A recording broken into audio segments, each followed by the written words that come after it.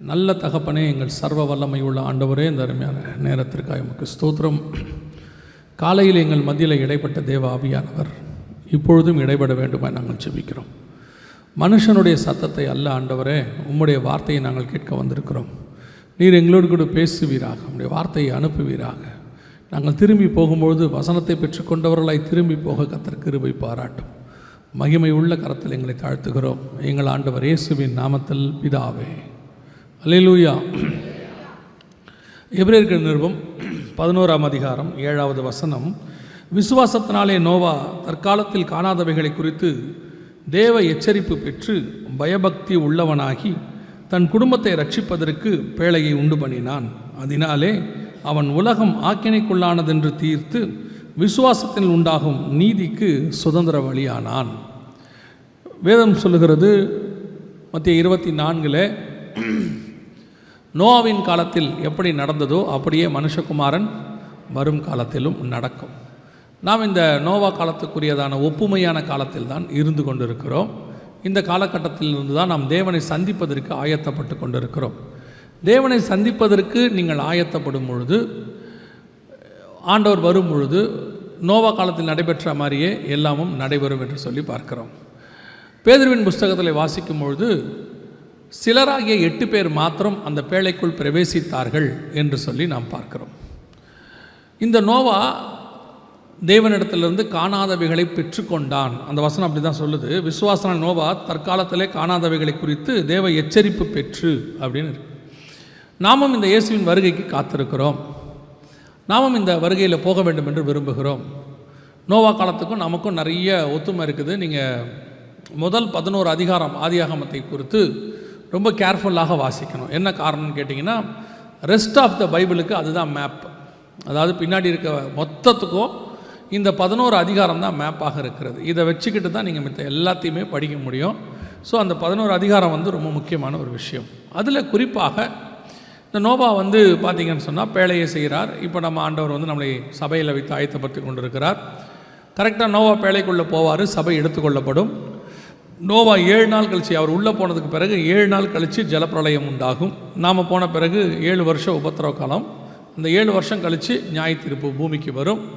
அந்த நியாய தீர்ப்புக்கு பிறகு நோவா வெளியே மீண்டுமாக இந்த பூமியிலே பலுகி பெருகினார். அதே மாதிரி 7 வருஷம் கழித்து நியாய தீர்ப்புக்கு பிறகு இயேசு கிறிஸ்து 1000 வருஷ அரசாட்சியை பூமியிலே தொடங்குவார். இந்த மாதிரி ஒத்துமைகள் அந்த காலத்தில் எல்லாத்துலேயும் இருக்கும். நோவா புறா வெளியே விடுறதுக்கும் எல்லாத்துக்குமே ஒரு ஒப்புமை இருக்கும். ஸோ நோவா காலத்தில் நடைபெற்ற மாதிரியே தான் இப்போவும் நடைபெற போகுது. எல்லாமே ஓகே தான். ஆனால் வசனம் சொல்லுது, நோவா அந்த காரியத்தில் ஜலப்பிரளயத்திலே தப்பித்து மீண்டுமாக இங்கே பலுகி பெறுகிற கூட்டத்தில் இருக்கிறார். இன்றைக்கி நீங்களும் நான் அந்த வருகையில் தப்பித்து நாம் ஆண்டவரோடு கூட வருகையில் எடுத்துக்கொள்ளப்படுவோமா அப்படிங்கிறது தான் கேள்வி. என்ன காரணம் அப்படின்னு கேட்டிங்கன்னா, சபை என்பது உண்டாக்கப்பட்டு சபைக்கு நாம் ஏன் வருகிறோம்? இன்றைக்கி கடைசி காலத்தில் சபைக்கு வர்றதுக்கான நோக்கம் மாறிடுச்சு. அதாவது தேவனை அறிகிறதுக்கு முன்பாக நாம் வேறு மார்க்கத்தில் மதத்தில் இருந்தோம், வேறு ஆலயங்களுக்கு நாம் சென்றோம். அங்கே போனபோது ஒரு நோக்கத்தோடு கூட சென்றோம். எதுக்காக போனோம் அப்படின்னா, ஒன்று தேவன் அங்கே இருக்க கடவுள் மேலே பயத்தில் போனோம். 2 அங்கே இருக்க கடவுளுக்கு பொருத்தனை பண்ணிக்கிட்டு போனோம். 3 அங்கே இருக்கிற கடவுளுக்கு காணிக்கை கொடுக்கறதுக்கு போனோம். 4 அங்கே இருக்கிற கடவுள் நம்மளை ஆசீர்வதிக்கும் அப்படிங்கிற நம்பிக்கையில் போனோம். ஆனால் அதுக்கும் இங்கே இருக்கிறதுக்கும் என்ன வித்தியாசம் அப்படின்னு கேட்டிங்கன்னு சொன்னால், நாம் இங்கே ஆலயத்துக்கு அங்கே வரா மாதிரியே தான் இங்கேயும் வரோம் அப்படின்னு சொன்னால், அப்போ இது ஒரு மாற்று மதமாக மாறிடுது. ஆல்டர்னேட் ரிலிஜியன் அப்படின்னு ஆகிடுது. அப்புறம் சர்ச் ஆல்டர்னேட் ரிலிஜியஸ் சைட்டாக மாறிடுது. இன்னொரு வழிபாட்டு தலமாக மாறிவிடுகிறது. அப்படியானால் இங்கே வர வேண்டிய அவசியம் இல்லை. இன்னொரு ஆல்டர்னேட் மதத்தை கர்த்தர் உருவாக்க வேண்டியதில்லை. அப்படின்னா அவர் நியாய பிரமாணத்தையே வச்சுருந்துருப்பார். அந்த பிரமாணத்திலேயே நாம் போயிருக்கலாம். புது பிரமாணம் தேவைப்படாது. நியாய பிரமாணத்தினால் வசனம் தெளிவாக சொல்லுது, பூரணப்படுதல் உண்டாகவில்லைன்னு இருக்குது 7ஆம் அதிகாரம் எபிரேயரில். அப்படியானால் ஏன் ஆண்டவர் இப்போ புதிய ஏற்பாட்டில் சபையை உண்டாக்கி இருக்கிறார்? ஏன் உங்களை கொண்டு வந்திருக்கிறார் அப்படின்னு கேட்டிங்கன்னா, இப்போது கடைசி காலத்தில் நோக்கம் மாறிடுச்சு. சபை பிளெஸ்ஸிங் சென்டராக மாறிடுச்சு, ஆசீர்வாத மையம். சபை டெலிவரன்ஸ் சென்டராக மாறிடுச்சு, விடுதலை மையமாக மாறிடுச்சு. அப்புறம் சபை ஹீலிங் சென்டர், அதாவது சுகமளிக்கிற இடமாக மாறிடுச்சு. இதுக்கெல்லாம் சபை கிடையாது, சர்ச் அதுக்கான இடம் கிடையாது. சபை என்பது உலகத்தில் வேறு எங்கு இருந்தாலும் போக முடியாமல் சபைக்கு வந்தால் மட்டும் பரலோகத்துக்கு போகிறதுக்கான வழி சொல்லிக் கொடுக்குற இடம் தான் சபை. இது பரலோகத்துக்கு வழி சொல்லிக் கொடுக்குற இடம். இந்த பரலோகத்துக்கு வழி சொல்லுகிற இடத்துக்கு நீங்கள் வந்தீங்கன்னா இங்கே ஹீலிங் நடக்கும், டெலிவரன்ஸ் நடக்கும், பிளஸ்ஸிங் கிடைக்கும், எல்லாமே கிடைக்கும். இது ஆல்டர்னேட்டிவ் கிடையாது. இது அதோட கூட இருக்கிறதான பேக்கேஜ். நீங்கள் ஒரு விஷயத்தை வாங்கினீங்கன்னு வச்சுக்கோங்களேன், இப்போ நிறைய கூட ஆஃபர் கொடுக்குறாங்க. என்னென்ன கொடுக்குறாங்க? நீங்கள் ஒரு பெரிய டிவி வாங்கினீங்கன்னா கூட ஒரு மிக்சி கொடுக்குறேன்றாங்க, கிரைண்டர் கொடுக்குறேங்கிறாங்க, என்னென்னவோ சொல்கிறாங்க. இப்போ நீங்கள் போயிட்டு அந்த கடைக்காரர்கிட்ட எனக்கு டிவி வேண்டாம், அந்த மிக்சியை மட்டும் ஃப்ரீயாக இருக்கிறத மட்டும் கொடுங்கன்னா கொடுப்பாங்களா? நம்ம அப்படி தான் கேட்டுக்கிட்டு இருக்கிறோம். இன்றைக்கி சர்ச்சுங்கிறது இயேசுவை ஏற்றுக்கொண்டு நித்திய ஜீவனை சுதந்திரிக்கிற இடம். இந்த நித்திய ஜீவனை சுதந்திரிக்க நீங்கள் வரும்போது உங்களுக்கு கூட இந்த சுகமளிக்கிறது, கூடவே முதலாவது தேவனுடைய ராஜ்யத்தையும் நீதியும் தேடுங்கள், பின்பு இவை யாவும் உங்களுக்கு கூட கொடுக்கப்படும். இந்த கூட கொடுக்கறது தான் இப்போ கான்சன்ட்ரேஷன். உங்களை கொஞ்சம் பேர் அப்படி நடத்த தொடங்கிட்டாங்க. உலகம் முழுக்க உங்களை கான்சன்ட்ரேஷன் முழுக்க அதையே பண்ணிட்டாங்க. இயேசு ஒரு ஆசீர்வாத கடவுளாக மாற்றிட்டாங்க. இயேசு ஆசீர்வாத கடவுள் அல்ல, இயேசு கிறிஸ்து பரலோகத்துக்கு வழி சொல்லுகிற கடவுள். நானே வழியும் சத்தியமும் ஜீவனுமாய் இருக்கிறேன். இது ஒன் அண்ட் ஒன்லி வே. அப்போ இங்கே வந்தால் மட்டும்தான் பரலோகத்துக்கு போகிற வழியை நாம் கற்றுக்கொள்ள முடியும். அதோடு கூட இதெல்லாம் கிடைக்கும். அப்போ இந்த பரலோகத்துக்கு போகிற வழி இயேசு வரும்போது அவரோடு கூட நாம் எடுத்துக்கொள்ளப்பட வேண்டும், அவரோடு கூட நாம் காணப்பட வேண்டும். ஒருவேளை மரணம் முந்துமானால் நாம் அந்த மரணத்திலே பரதீசிக்குள்ளே பிரவேசிக்க வேண்டும். இதுதான் பைபிள் சொல்லுது. ஆனால் இன்றைக்கி நாம் போவோமாங்கிறது தான் கேள்வி. ஏன்னா நம்ம அதில் கான்சன்ட்ரேட்டே பண்ணலை, அதை பற்றி நமக்கு தெரியாது. இன்றைக்கி நீங்கள் வருகையில் போவீங்களா?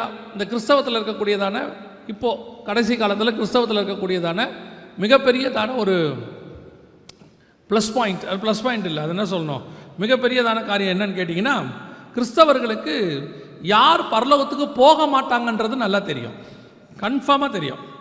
இப்போ நீங்கள் போயிட்டு பெந்தகோஸ்தேக்காரங்களை கேளுங்க, ஆர்சிக்காரங்க பரலோகத்துக்கு போவாங்களா? ஆர்சிக்காரங்க போக மாட்டாங்க. பெந்தகோஸ்தேக்காரங்க நம்ம எல்லாம் கன்ஃபார்மாக அவங்களுக்கு நியாய தீர்ப்பு கொடுத்துருவோம். ஆர்சிக்காரங்களை கேளுங்க, யார் பரலோகத்துக்கு போவா? அவங்கெல்லாம் போக மாட்டாங்க. அவங்கக்கிட்ட பெந்தகோஸ்தேக்காரங்கிட்ட அன்பே கிடையாது, அவங்க போக மாட்டாங்க. இப்போது சிஎஸ்ஐக்காரங்கிட்ட போய் நம்மளை கேளுங்க, நம்ம பரலோகத்துக்கு போக மாட்டோம். நம்மளை கேளுங்க, அவங்க போக மாட்டாங்க. இப்போ நம்ம எல்லாருக்கும் தெரிஞ்சது யார் பரலோகத்துக்கு போக மாட்டாங்கன்றது கன்ஃபார்மாக தெரியும். சுவிசேஷம் சொல்லும் போது கூட இயேசு நல்லவர், இயேசுக்கிட்ட வாங்கன்னு சொல்கிறது இல்லை, நீங்கள் இருக்கிற இடத்துல இருந்தால் பரலோகத்துக்கு போக மாட்டீங்க அப்படின்னு தான் சொல்ல ஆரம்பிச்சிட்டோம். இப்போ இது மாறிடுச்சு. இப்போ அப்போது நம்மக்கிட்ட இருக்கிற இன்னொரு பிரச்சனை என்ன? யார் போக மாட்டாங்கன்றது கன்ஃபார்ம் ஆகிடுச்சா? சரி, நீங்கள் போவீங்களான்னு கேட்டு பாருங்கள். நீங்கள் பரலோகத்துக்கு போவீங்களா? கர்த்தரே அறிவார். அவங்க போகிறதே அவங்களுக்கு என்ன கிடையாது, கன்ஃபார்ம் கிடையாது. வேற நம்ம கேட்டால் வேணால் சொல்லுவாங்க, போவோம் அப்படிம்பாங்க. ஆனால் அவங்க மனசாட்சிக்கு தெரியும், நம்ம போவோமா, நம்ம போகிறது கொஞ்சம் சந்தேகம்தான். இப்போது எலியா எடுத்துக்கொள்ளப்படுகிறார். எலியாவுக்கு தெரியுமா தெரியாதா? இன்றைக்கி எடுத்துக்கொள்ளப்படுறோங்கிறது எலியாவுக்கு தெரியுமா தெரியாதா? எலியா சொல்கிறார், நான் இன்று எடுத்துக்கொள்ளப்படுகிறேன். எலியா எடுத்துக்கொள்ளப்படுகிறார். எலிசாவுக்கு தெரியுமா தெரியாதா? தெரியும். எலிசா கிட்ட கேட்குறாங்க, இன்று உம்முடைய எஜமான் எடுத்துக்கொள்ளப்பட போகிறார். எலிசா சொல்கிறார், எனக்கு தெரியும், நீங்கள் சும்மா இருங்கள். எலியா எடுத்துக்கொள்ளப்படுகிறார். அந்த ஊரில் இருக்கிறவங்களுக்கு தெரியுமா தெரியாதா? தீர்க்கதரிசிகள் புத்திரருக்கு தெரியும். எல்லாரும் சொல்கிறான் எலியா எடுத்துக்கொள்ளப்பட போகிறார். அப்போ எலியா பரலோகத்துக்கு போகிறது எப்படி இருக்குது? ஏதோ வெளிநாட்டுக்கு போகிற மாதிரி இருக்குது. இன்றைக்கி அவர் ஊருக்கு போகிறாராம், அந்த மாதிரி இப்போ அவர் பரலோகத்துக்கு போகிறாராம் அப்படிங்கிறது இருக்குது. அப்போ பரலோகத்துக்கு போகிறது எவ்வளோ வெளிப்படையாக எல்லாருக்கும் தெரிஞ்சிருக்குது எலியாவுடைய சாட்சி. இப்போ நீங்கள் எடுத்துக்கொள்ளப்படுவீங்களா, பரலோகத்துக்கு போவீங்களான்னு கேட்டால் நீங்கள் என்ன சொல்லுவீங்க? போவோம், ஆனால் போக மாட்டோம். ஏன்? நமக்கே என்ன இருக்குது, கொஞ்சம் சந்தேகம் இருக்குது உள்ளுக்குள்ளே. சரி, நீங்கள் எடுத்துக்கொள்ளப்படுவீங்கன்றத உங்கள் வீட்டில் இருக்கிறவங்கள்ட்ட கேட்டால் சொல்லுவாங்களா? உங்கள் கணவர் எடுத்துக்கொள்ளப்படுவாரா? உடனே மனைவி சொல்லுவாங்க, யார் அவர்? அவரெல்லாம் எடுத்துக்கொள்ளப்பட்டால் அப்புறம். கணவனை கேளுங்க, உங்கள் மனைவி பரலோகத்துக்கு வருவாங்களா? கணவன் சொல்லுவார், அவங்க வந்தாங்கன்னா அது பரலோகமாகவே இருக்காது. அவங்க போவாங்களா? பக்கம் கூட இருக்கிறவங்களுக்கே கன்ஃபார்மாக தெரியாது. நம்ம போக மாட்டோன்றது அவங்க கன்ஃபார்மாக இருக்காங்க. சரி, அதை விட்டுருவோம். சபையில் இருக்கிறவங்கள கேளுங்க, இந்த பிரதர் எடுத்துக்கொள்ளப்படுவாரா? இந்த பிரதரா? சான்ஸே இல்லை. யார் போனாலும் அவர் போக மாட்டார். அந்த ஆளை பற்றி எனக்கு நல்லா தெரியும். அப்போ இந்த கிறிஸ்தவத்துடைய பிரச்சனை என்னென்னா, யார் போக மாட்டோங்கிறது நல்லா தெரியும், நம்ம போவோமாங்கிறது சுய பரிசோதனை இல்லை. அதான் பைபிள் சொல்லுது 1 கொரிந்தியர் 11 நம்மை நாமே நிதானித்து அறிந்தோமானால் நாம் நியாயம் தீர்க்கப்படும். ஸோ நம்ம பொறுத்த வரைக்கும் நம்ம போவோமான்னு தெரியாது. ஸோ இந்த நோவாவுக்கு ஒரு கான்ஃபிடென்ட் இருந்துச்சு, நான் போவேன். இங்கே வசனம் அப்படி தான் சொல்லுது, விசுவாசத்தினாலே நோவா தற்காலத்தவைகள் காணாதவைகளை குறித்து தேவ எச்சரிப்பென்று விசுவாசத்தில் உண்டான நீதிக்கு சுதந்திரவாளியானான். உள்ளே போயிட்டார், வேலைக்குள்ளே போயிட்டார். இப்போ நாம் இதே மாதிரி போகிறதுக்கு என்ன செய்யணும்?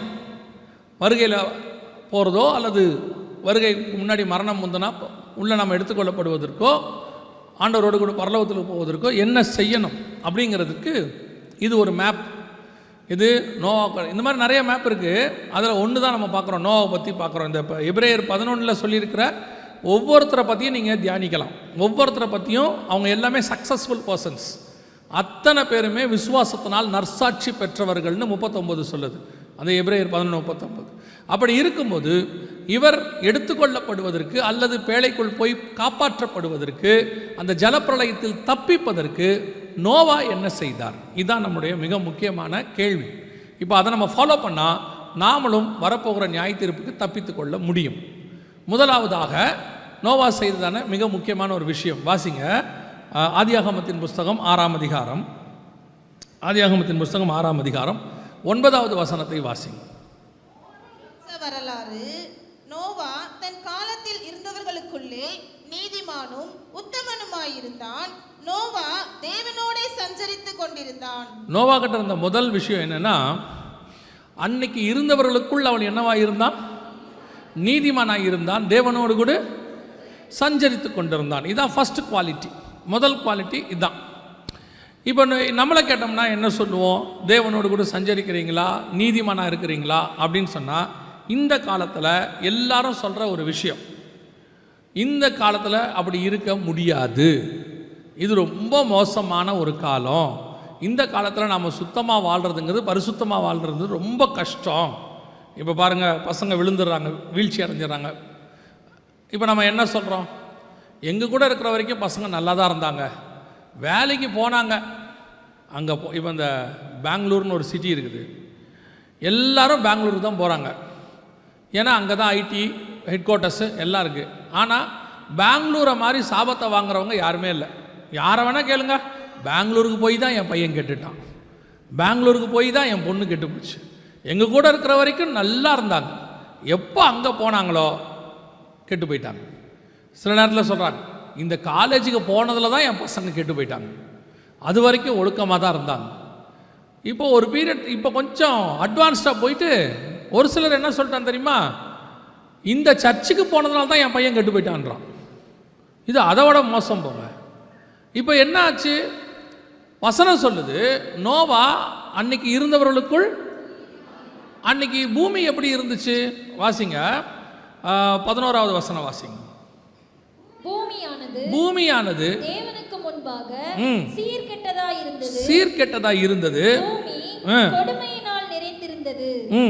தேவன் பூமியை பார்த்தார், இதோ அது சீர்கெட்டதா இருந்தது, மாம்சமான யாவரும் பூமியின் மேல் தங்கள் வழியை கெடுத்து கொண்டிருந்தார்கள். நோவா நீதிமானா இருக்கும்போது பூமி எப்படி இருந்துச்சு? 100% சீர்கெட்டு இருந்தது. ஒரே ஒருத்தன் தான் அதில் நீதிமான். அப்படி ஒரு பூமியே இப்போ இல்லை. இப்போ நமக்கு எல்லா இடத்துலையும் சபைகள் இருக்குது, சபைக்குள்ளே எத்தனையோ நீதிமான்கள் இருக்கிறாங்க, எத்தனையோ ஆவிக்குரியவங்க இருக்கிறாங்க, ஊழியக்காரங்க இருக்கிறாங்க, எவ்வளோ காரியங்கள் இருக்குது. ஆனால் வசனம் சொல்லுது, நோவா இருக்கும் பொழுது பூமி முழுவதும் எப்படி இருந்ததுதான்? சீர்கெட்டு, பூமி கொடுமையினால் நிறைந்திருந்தது, மாம்சமான யாவரும் 100%. ஒரே ஒரு நீதிமான். யார் நீதிமானாக இருந்தது? நோவா. எப்படி நோவாவால் நீதிமானாக இருந்து முடிஞ்சிச்சு? அன்னைக்கு இருந்தவர்களுக்குள் நோவா நீதிமானாக இருந்தான், தேவனோடு கூட. இன்னைக்கு நம்ம பழியை தூக்கி போட்டுக்கிட்டே இருக்கிறோம், உலகத்தின் மேலே, இருக்கிற இடத்தின் மேலே, இருக்கக்கூடியதான சூழ்நிலைகள் மேலே. எல்லாரும் என்ன சொல்கிறாங்க? நான் சர்ச்சில் இருக்கிற வரைக்கும் நல்லா தான் இருக்கிறேன், வீட்டுக்கு போனால் தான் நான் மோசம், என்னை வீட்டில் டென்ஷன் படுத்துறதுக்குன்னே இருக்கிறாங்க அப்படிங்கிறாங்க. பொருத்தனை எடுத்துகிட்டு வீட்டுக்கு போகிறாங்க. என்ன பொருத்தனை? அதுவும் இப்போ ஜனவரி மாதம் 1ஆம் தேதி வரப்போகுது, பொருத்தனைகள் நாள், அதுக்கு பேர் ஜனவரி 1. ஜனவரி 2 பொருத்தனைகளை மீறுகிற நாள். 1ஆம் தேதி எடுக்கிற பொருத்தனை அது முழுக்க அது 31ஆம் தேதி நைட்டு அத்தனை பேர் எடுக்கிற பொருத்தனை. 2ஆம் தேதி அதை நம்ம செய்ய போகிறது இல்லை கன்ஃபார்மாக. அவ்வளோ பொருத்தனை. அதில் ஒரு பொருத்தனை 2-3 வந்து இது இருக்குது. கண்டிப்பாக எடுக்கிற பொருத்தனை எல்லாரும் மேக்ஸிமம். ஒன்று, நான் டெய்லி வாக்கிங் போவேன். நீங்கள் 2ஆம் தேதி கன்ஃபார்மாக போக போகிறதில்ல. நீங்கள் என்ன சொல்ல போகிறீங்க, எங்கே காலையில் ரொம்ப பிஸி, வாக்கிங் போக போகிறதில்ல. அதே மாதிரி இன்னொரு பொருத்தனை இருக்குது எல்லாரும் எடுக்கிறது ஸ்பிரிச்சுவலி. என்ன தெரியுமா, இதுக்கு மேலே நான் கோவப்பட போகிறதே கிடையாது, இன்னிலேருந்து நான் அமைதியாக இருக்கணும்னு தீர்மானம் பண்ணியிருக்கிறேன். 2ஆம் தேதி காலையில் வீட்டில் சண்டை வரும். நீங்கள் பொருத்தனை பண்ணிவிட்டு வீட்டுக்கு போங்க. நீங்கள் போன உடனே உங்களை டென்ஷன் படுத்துகிற மாதிரி ஒரு கேள்வி ஒன்று வீட்டிலேருந்து யாராவது கேட்பாங்க. நீங்கள் எப்படி, இப்போ ஒரு உதாரணத்துக்கு நான் சொல்கிறேன், யாரும் தப்பாக எடுத்துக்காதீங்க. நீங்கள் சர்ச்சு முடிச்சுட்டு போவீங்க, போகும்போதே மாமியாருக்கு ஒரு கேள்வி கேட்பாங்க, இவ்வளோ நேரம் போயிட்டு எங்கே கழிச்சு வரேன் அப்படின்னு. உடனே நீங்கள் இப்போ பரிசுத்தவான் பொருத்தனை எடுத்திருக்கீங்க இல்லையா, அதனால் நீங்கள் என்னென்னா ரொம்ப பொறுமையாக நீடிய பொறுமையோடு கூட சாந்தமாய் நீங்கள் பதில் சொல்லுவீர்கள். என்ன சொல்லுவீங்க, சர்ச்சுக்கு போயிட்டு வரேன். சும்மா இருக்க மாட்டாங்க அவங்க. அடுத்த கேள்வி, போகிறவ சமைச்சு வச்சுட்டு போகிறதானே, நாங்களாம் எண்ணத்தை திங்கிறது. இப்போது நீங்கள் 98.3க்கு சூடுக்கு ஆயிட்டீங்க. ஆனாலும் நீங்கள் உங்களுடைய பொருத்தனையை நீங்கள் காவல் செய்து கொண்டிருக்கிறீர்கள். இப்போ சொல்லுவீங்க, இதோ ஒரு அரை மணி நேரத்தில் செஞ்சிடறேன், இப்போ பண்ணிடுறேன். அவங்க சும்மா இருக்க மாட்டாங்க. அடுத்து, இதுக்கு மேலே சாப்பிட்டு எனக்கு உடம்பு சரியில்லாமல் போகிறதுக்கா என்னை நீ சாவடிக்கிறதுக்குனே வந்திருக்கிற. உங்களுடைய பொருத்தனை முடிவுக்கு வந்தது, பழைய ஏற்பாடு முற்றிற்று.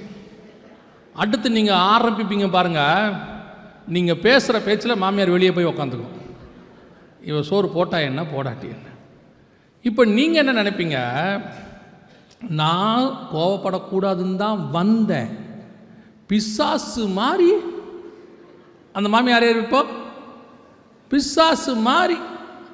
ஆக்சுவலாக அது பிசாசு இல்லை, தேவதூதன் உங்களை சோதிப்பதற்கு அனுப்பப்பட்டது. நீங்கள் கோவப்படுறீங்களா இல்லையான்னு டெஸ்ட் பண்ணுறதுக்கு ஒரு ஆள். நீங்கள் என்ன பண்ணிட்டியா, முழுக்க கோவப்பட்டாச்சு, அவ்வளோதான். கோவப்பட்டு அடித்து நீங்கள் பேசுறதில் அந்த அம்மா ஒரு வாரத்துக்கு வாயே திறக்காது. நல்லா பாருங்கள், உங்களை பேச வச்ச ஆள் ஆஃப் ஆகிடும். பார்த்துருக்கீங்களா? காரணம் என்ன தெரியுமா, அது வேலை முடிஞ்சிருச்சு. உங்களை கோவப்படுத்த முடியறதுக்கு அது சொன்ன வேலையை அது என்ன பண்ணிருச்சு, முடிச்சிருச்சு, வேலை ஓவர். அதுக்கப்புறம் 6 மாதம் வீடு அமைதியாக இருக்கும். ஏன்னா நீங்கள் திருப்பி பொருத்தனை எடுக்கிறதுக்கு எவ்வளோ நாள் ஆகும், அடுத்த பொருத்தனைக்கு தான் அவங்க வாய் திறப்பாங்க. நமக்குன்னு ஆண்டவர் அந்த மாதிரி வச்சிருப்பார். நம்ம பழிய தூக்கி என்ன போடுறோம், பாஸ்டர் நான் அமைதியாக தான் பாஸ்டர் இருக்கிறேன், என்னை டென்ஷன் படுத்துறதுக்குனே அவங்க இருக்கிறாங்க.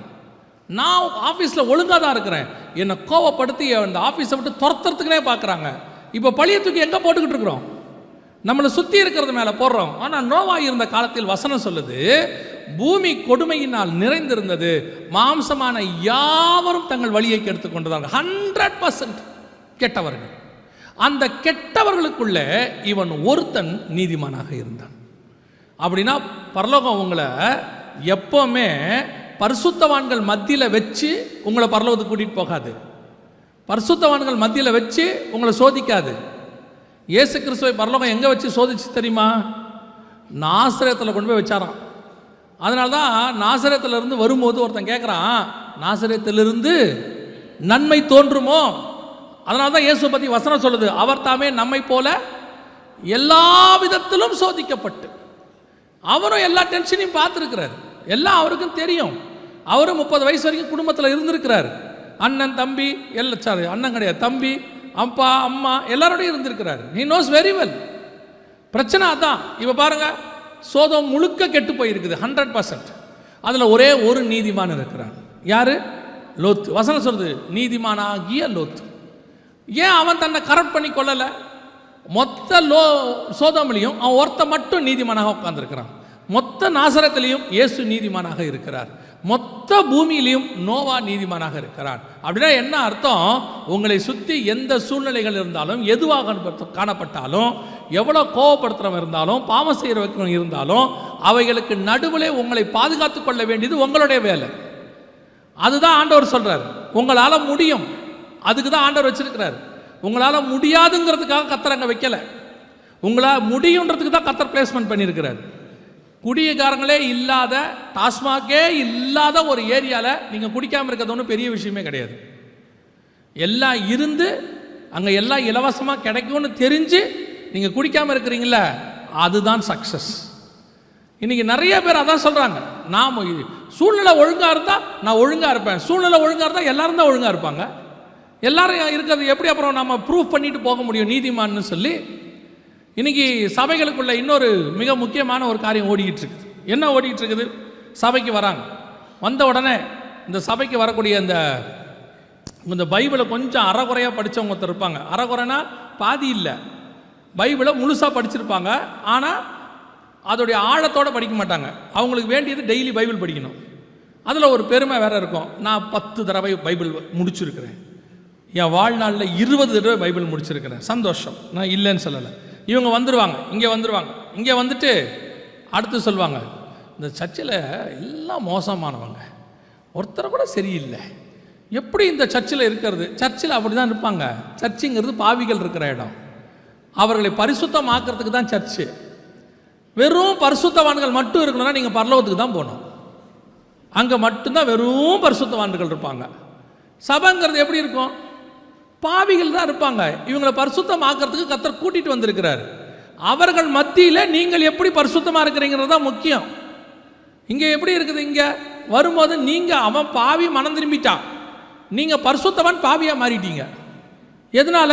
அவன் மேலே கோவம். அந்த பிரதர் பக்கத்தில் நான் உட்காரவே மாட்டேன், எனக்கு அவரை கண்டாலே பிடிக்காது. பரலோகத்துக்கு வந்தால் என்ன பண்ணிடுவீங்க? உங்கள் பக்கத்தில் வந்து பரலோகத்தில் உட்காந்துட்டார், என்ன பண்ணுவீங்க? ஏந்திரிச்சு நரகத்துக்கு போயிடுவீங்களா?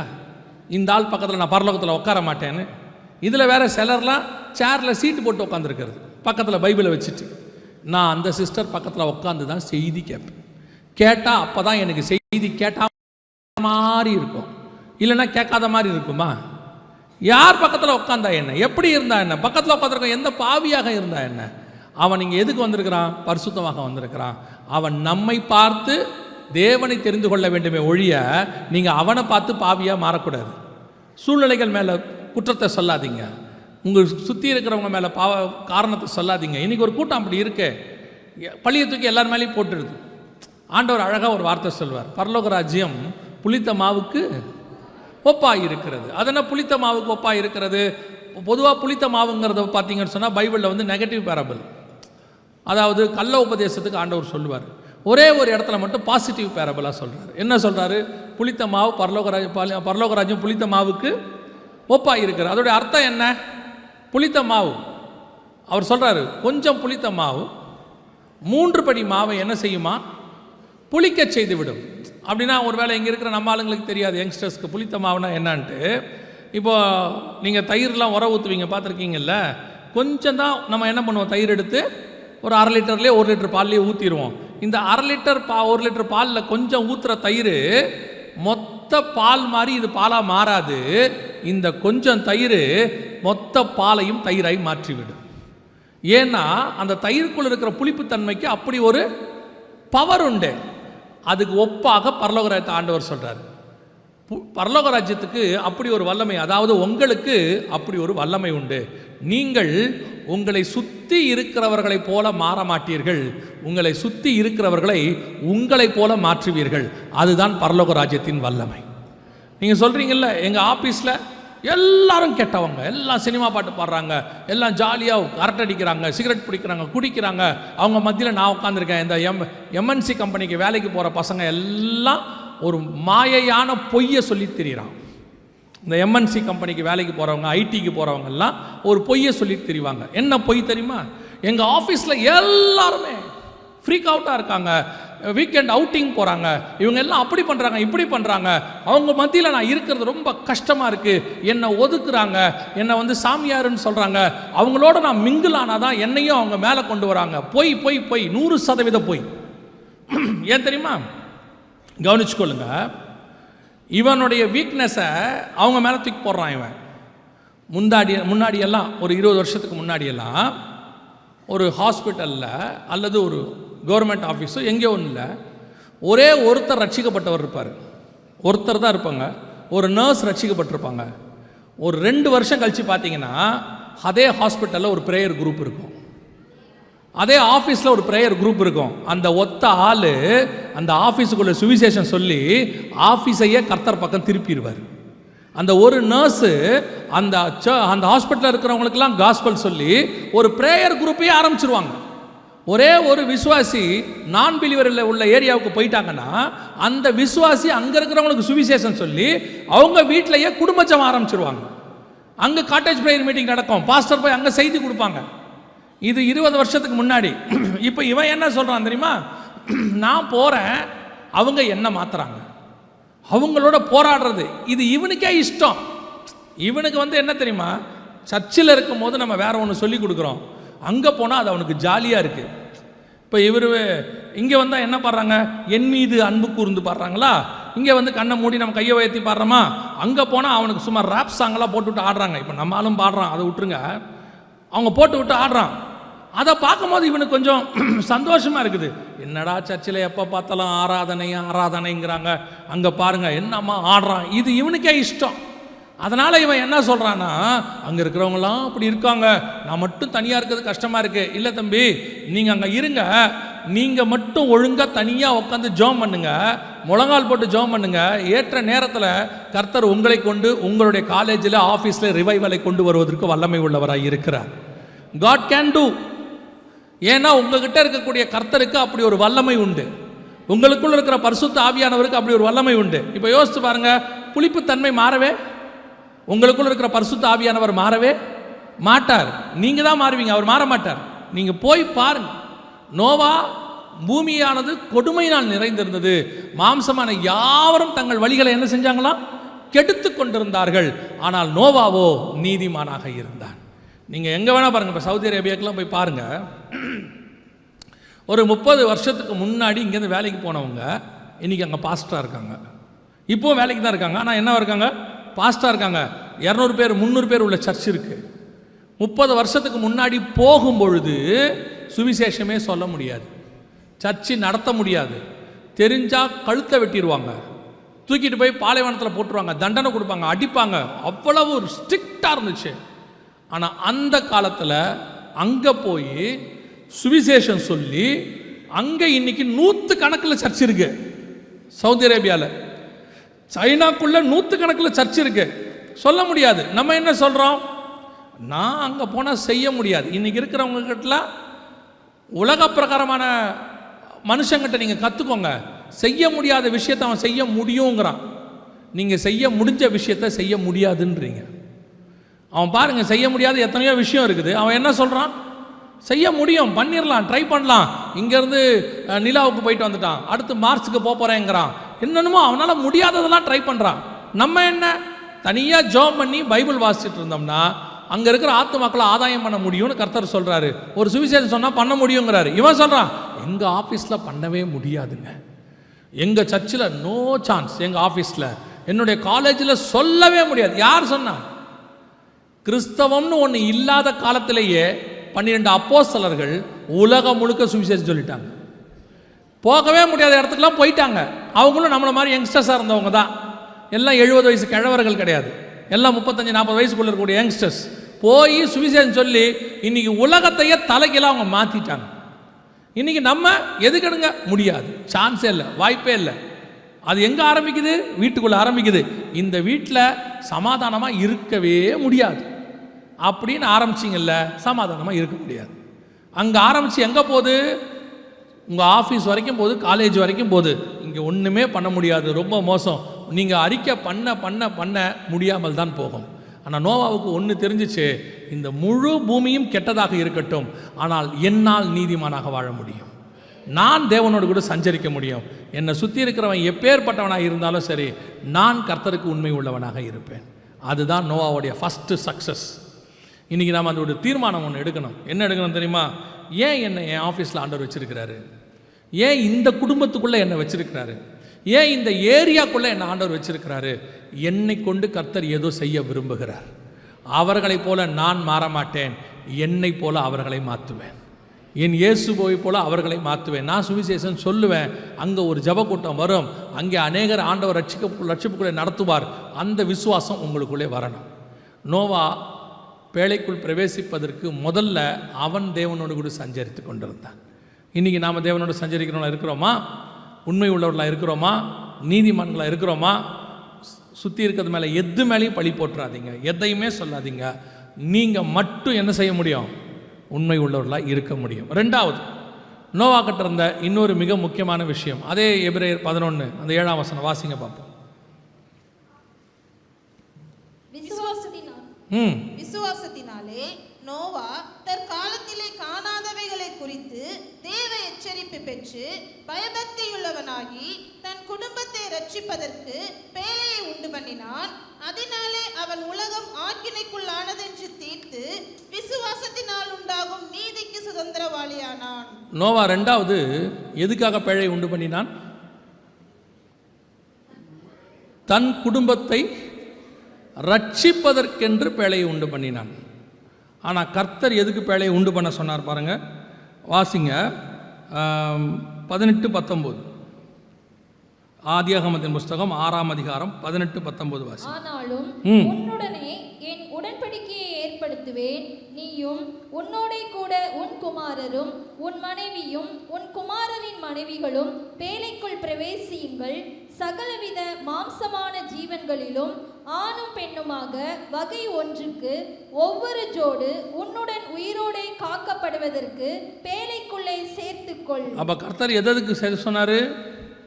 உன் குடும்பமும் ரட்சிக்கப்படணும். அடுத்து என்ன செய்யணும்? ரெண்டாவது என்ன பண்ணணும்? சகலவித ஜீவ ஜந்துக்களும் ஆணும் பெண்ணுமாக பேழைக்குள் சேர்த்துக்கொள். கர்த்தருக்கு வேர்ல்டு விஷன் இருக்கு. உலகத்தையே ரட்சிக்க வேண்டும் என்பது கர்த்தருடைய விஷன். எல்லாத்தையும் சேர்த்துக்கப்பா, வேர்ல்டு விஷன் அது. ஆனால் நோவாவுடைய ஃபர்ஸ்ட் ப்ரிஃபரன்ஸ் என்ன தெரியுமா? வேர்ல்டு. கர்த்தர் எனக்கு ஒரு ஊழியம் கொடுத்துருக்கிறார், பெரிய வேலை, 300 முழ நீளம், அப்புறம் 30 முழ உயரம், 50 முழ அகலம், பெரிய பேழை கட்ட சொல்லிட்டாரு. அதோடைய நோக்கம் என்ன? உலகத்தில் இருக்கிற எல்லா ஜீவ ஜந்துக்களும் ஜோடு ஜோடாக உள்ளே வரணும். ஒரு ரிசர்ச் சொல்லுது, குறைஞ்சபட்சம் 10,000 வகை உள்ளே இருந்துச்சான். 10,000 நம்பர்ஸ் இல்லை, 10,000 வகையான ஜீவ ஜந்துக்கள் உள்ளே இருந்துச்சான். ஏன்னா இன்னைக்கு அந்த அளவுக்கு இருக்குது, இதை வச்சு கால்குலேட் பண்ணுறாங்க. அந்த அளவுக்கு விஷன் பெருசு. ஆனால் நோவா எதுக்கு உண்டு பண்ணினான் பேழையை? 11:7 என்ன சொல்லுச்சு? தன் குடும்பத்தை ரட்சிக்கும்படிக்கு. கர்த்தர் சொன்னது 2 வேலை, உன் குடும்பத்தையும் சேர்த்துக்கோ, உலகத்தில் உள்ள எல்லா ஜீவ ஜந்துக்களையும் சேர்த்துக்க. கரெக்ட் ஆண்டவரே, எல்லாம் செய்கிறேன், நான் பேழையை கட்டுறேன். ஆனால் ஏன் ப்ரிஃபரன்ஸ் ஃபஸ்ட்டு என்ன தெரியுமா? என் குடும்பத்தை நான் ரட்சிக்க வேண்டும். ஃபஸ்ட்டு எனக்கு ப்ரிஃபரன்ஸ் என் குடும்பம். இன்னைக்கு உங்கள் குடும்பம் பேழைக்குள் பிரவேசிக்குமா? இன்னைக்கு பேழைக்குள்ளே பிரவேசிக்கிற அளவுக்கு உங்கள் குடும்பம் இருக்குதா? இன்னைக்கு என்ன பிரச்சனை? ஆவிக்குரியவங்களாக இருக்கிறோம், ஆனால் நம்ம குடும்பம், மனைவி, பிள்ளைகள் அத்தனை பேரும் பேழைக்குள் பிரவேசிப்பார்களா? வருகையில் வருவாங்களா? நமக்கு கான்ஃபிடென்ட் இருக்குதா? இன்னைக்கு நம்ம ஒரு ஆவிக்குரியவங்கிட்ட இருக்கிற ஒரு பெரிய டிராபேக் என்ன தெரியுமா? உலகத்துக்கே சுவிசேஷம் சொல்லுவான், எல்லாருக்கும் போய் சொல்லுவான், வீட்டுக்கு சொல்ல மாட்டான், வீட்டில் சுவிசேஷமே சொல்ல மாட்டாங்க. இன்னும் சொல்ல போனால் வீட்டில் அவங்களுடைய ஸ்பிரிச்சுவாலிட்டியோடைய எந்த எவிடன்ஸுமே இருக்காது. இன்னொரு இதுக்கு ஒரு ஆப்போசிட் ஒன்று இருக்குது. என்ன தெரியுமா? உலகமே உங்கள் ஊழியத்தை ஏற்றுக்கொள்ளும், உங்கள் வீட்டில் இருக்கிறவங்க கேட்க மாட்டான். இதான் இன்னொரு பிரச்சனை. 2 ஆப்போசிட் கார்னர்ஸ். முதல் கார்னர் என்ன? நீங்கள் எங்கள் பாஸ்டர் ஒரு ஊழியத்தை கூப்பிட்ட உடனே வந்து நிற்பாங்க, நான் வரேன் பாஸ்டர், நாங்கள் வரோம். மணிப்பூருக்கு யார் வரீங்க? நாங்கள் வரோம். அங்கே ஒரிசாக்கு யார் வரீங்க? நாங்கள் வரோம். எத்தனை பேர் மிஷனரி பிரயாணம்? நாங்கள் வரோம். எல்லாம் ஓகே தான். உங்கள் வீடு எப்படி இருக்குது? ஆண்டவருக்குள்ளே இருக்குதா? உங்கள் வீடு கர்த்தருக்குள் கட்டப்பட்டு இருக்குதா? உங்கள் வீட்டுக்குள்ளே சுவிசேஷம் இருக்குதா? ஆண்டவர் இருக்கிறாரா? இன்னைக்கு அதான் ரொம்ப முக்கியம். ஃபஸ்ட்டு ப்ரிஃபரன்ஸ் உங்கள் ஃபேமிலிக்கு கொடுங்க, உங்கள் பிள்ளைகளுக்கு கொடுங்க, உங்கள் கணவனுக்கு கொடுங்க, மனைவிக்கு கொடுங்க. இன்னைக்கு குடும்பத்துக்கு இம்பார்ட்டன்ஸே இல்லை. இன்னைக்கு பாருங்கள், எத்தனை பேருடைய குடும்பம், ஆவிக்குரிய குடும்பம் சக்ஸஸ்ஃபுல்லாக இருக்கிறது. அதுவும் இப்போ இந்த கடைசி காலத்தில் இந்த கிறிஸ்தவ குடும்பங்களை, குறிப்பாக ஆவிக்குரிய குடும்பங்களை பிசாசு பிரிக்கிறதுக்கு வகை தேடிக்கிட்டு இருக்கிறான் பயங்கரமாக. அதுவும் இந்த காலகட்டத்தில் இந்த ஆவிக்குரிய குடும்பம் இருக்குது பாருங்க. நான் சொல்கிறது பேர பேத்தி எடுத்தவங்கள இல்லை, இப்போ கல்யாணம் பண்ணக்கூடிய யங்ஸ்டர்ஸ், இப்போ புதுசாக கல்யாணம் பண்ணுறாங்க, அல்லது ஒரு குழந்தை பிறந்து 1 வயசு 2 வயசு இருக்கிறாங்க. இந்த மாதிரி வீடுகளில் இப்போ அதிகமாக கேட்கப்படுகிற ஒரு வார்த்தை, ஏதாவது கொஞ்சம் பிரச்சனை வந்தோடனே, சின்ன ப்ராப்ளம் வந்த உடனே வாயில் வர்றது பிசாசு கொடுக்குற வார்த்தை என்ன தெரியுமா? டிவோர்ஸ் பண்ணிக்கலாம். உடனே எடுத்த உடனே டிவோர்ஸ், இல்லையா நம்ம தனியாக போய்க்கலாம், செப்பரேட்டட். எதுக்கு? என்னதுக்கு செப்பரேட்டு? ஏன் உங்களால் சேர்ந்து வாழ முடியல? செப்பரேட் ஆகிறதுனா ரொம்ப ஈஸி, ஒரு செகண்ட் தான் வேலை. சேர்ந்து வாழ்கிறது தான் கஷ்டம். அதான் சொல்லுவார் சாது சுந்தர் சிங், ரத்த சாட்சியாய் மரிப்பது எளிது, ரத்த சாட்சியாய் வாழ்வது தான் கடினம். ரொம்ப ஈஸி இன்னைக்கு எல்லாருடைய வாயிலையும், ஓ வேணாம் விட்டுறலாம், முடிச்சிடலாம், ஃபினிஷ் பண்ணிக்கலாம். ஏன்? இன்னைக்கு குடும்பத்தில் அந்த ஆவிக்குரிய பாண்டிங் இல்லை, ஸ்பிரிச்சுவல் பாண்டிங் கிடையாது. குடும்பம்னா என்ன? ஏதோ கல்யாணம் பண்ணுறோம், பிடிச்சா சேர்ந்து வாழ்கிறோம், பிடிக்காட்டி இல்லை. முதல்ல கல்யாணம் பண்ணுறதுக்கு முன்னாடி 1000 தடவை யோசிக்கணும், 2000 தடவை கூட யோசிங்க, 40 நாள் கூட ஃபாஸ்டிங் போடுங்க, ஒரு தப்பு கிடையாது. தேவைப்பட்டால் கர்த்தர்ட்ட அடையாளம் கூட கேளுங்க, ஒரு தப்பு கிடையாது. ஆனால் கல்யாணம் பண்ண பிறகு ஒரு தடவை கூட யோசிக்கக்கூடாது, not even a single time யோசிக்கக்கூடாது. ஏன் தெரியுமா? யோசிச்சிங்க பிசாசு வந்துடுவான், அவ்வளோதான். Once finished every thing is finished. ஒரு தடவை பண்ணியாச்சு. பண்ணுறதுக்கு முன்னாடி எத்தனை தடவை வேணால் யோசிச்சிருக்கணும், பண்ணுறதுக்கு முன்னாடி யோசிக்கிறதே இல்லை, பார்த்த உடனே இதுதான். எப்படிப்பா சொல்கிற? முடி நீளமாக இருக்கு. முடி நீளமாக இருக்கிறதுக்கும் கல்யாணம் பண்ணுறதுக்கும் என்னடா சம்மந்தம்? இல்லை, நான் ஆண்டவர்கிட்ட ஒன்று தான் கேட்டேன், ஆண்டவரே எனக்கு நீளமான முடி உள்ள பெண். அவனுக்கு தெரியல முடி மட்டும் நீளம் இல்லை, நாக்கும் நீளம். நிஜம், முடி நீளமாக இருக்குன்னு கூட்டு வந்துட்டான், நாக்கு நீளமாக இருக்குன்னு வந்த பிறகு தான் தெரியுது. அப்புறம் சொல்கிறான், ஆண்டவரே என்னை ஏன் பிடித்து, அவர் எங்கடா பிடிச்சு கொடுத்தாரு? நீங்களா போய் கூட்டு வந்துட்டு அப்புறம் சொல்கிறது. இப்போது புதுசாக ஒன்று ஆரம்பிச்சிருக்காங்க சர்ச்சில், எதையாவது போய் கூட்டிகிட்டு வந்துடுறான், எங்கே இருந்தாவது வேலை பார்க்குற இடத்துல, படிக்கிற இடத்துல கூட்டிகிட்டு வந்துடுறான். கூட்டிகிட்டு வந்துட்டு அப்பா அம்மா கிட்ட சொல்கிறான், இது இல்லாட்டி நான் செத்தே போவேன். அவனுக்கு தெரியாது, பண்ணா தான் சாவ போகிறான். உடனே இந்த அப்பா அம்மாவும் அங்கேருந்து வர்றது பாஸ்டர்கிட்ட, பாஸ்டர் ஆசைப்பட்டுட்டான் பாஸ்டர், செத்து போவேங்கிறான் பாஸ்டர், எப்படியாவது பண்ணி விடு. எப்படி பண்ணி விடுறது? எப்படி பண்ணுறது? நாளைக்கு கல்யாணம், இன்றைக்கி ஞானசானம் எடுக்குது. அது பையன் இன்றைக்கி தான் ஞானசானமே எடுக்கிறான். ஏன்னு கேட்டு பாருங்க, அவன் எங்கேருந்தோ வந்தா இதை கல்யாணம் பண்ணுறதுக்கு அதை கிறிஸ்தவனாக மாறுறான். முந்தின நாள் ஞானசானம் எடுக்கிறான், கல்யாணம் முடிஞ்சிச்சு, மறுநாள் அங்கேயே போயிட்டான், போட்டு தூக்கி போட்டு மிதிக்கிறான், சாத்துறான். அப்புறம் சொல்கிறது, ஆண்டவர் எனக்கு ஏன் இதெல்லாம் அனுமதி கொடுத்தாரு? ஆண்டவரா உன்னை ஃபேஸ்புக்கில் பார்க்க சொன்னார்? ஆண்டவரா ரிக்வெஸ்ட் கொடுக்க சொன்னார்? ஆண்டவரா ஊர் சுத்த சொன்னார்? இன்னைக்கு பண்ணுறதெல்லாம் பண்ணிவிட்டு சேட்டை ஆண்டவர்கிட்ட வந்து பழிய போடுறது. அப்புறம் வந்து சொல்கிறது, பாஸ்டர் ஏதாவது வழி உண்டா? என்ன கேட்குது? என்ன கேட்குறாங்க அவங்க? ஏதாவது வழி உண்டா? என்ன வழி? இல்லை இல்லை தெரியாமல் பண்ணிருச்சு, அவன் இவ்வளோ மோசம்னு தெரியாது, அதனால் நாங்கள் பார்க்குறோம், நீங்கள் தான் ஜோம் பண்ணி. அது எதுக்கு ஜோம் பண்ணோம்? டைவர்ஸ் பண்ணுறதுக்கு. தப்பாக கல்யாணம் பண்ணுறதும் தப்பு, பண்ண கல்யாணத்தை டைவர்ஸ் பண்ணுறதும் தப்பு. பண்ணுறதுக்கு முன்னாடி யோசிங்க, நல்லா ஜெபம் பண்ணுங்க. எதுக்கு அர்ஜென்ட் பண்ணுறீங்க?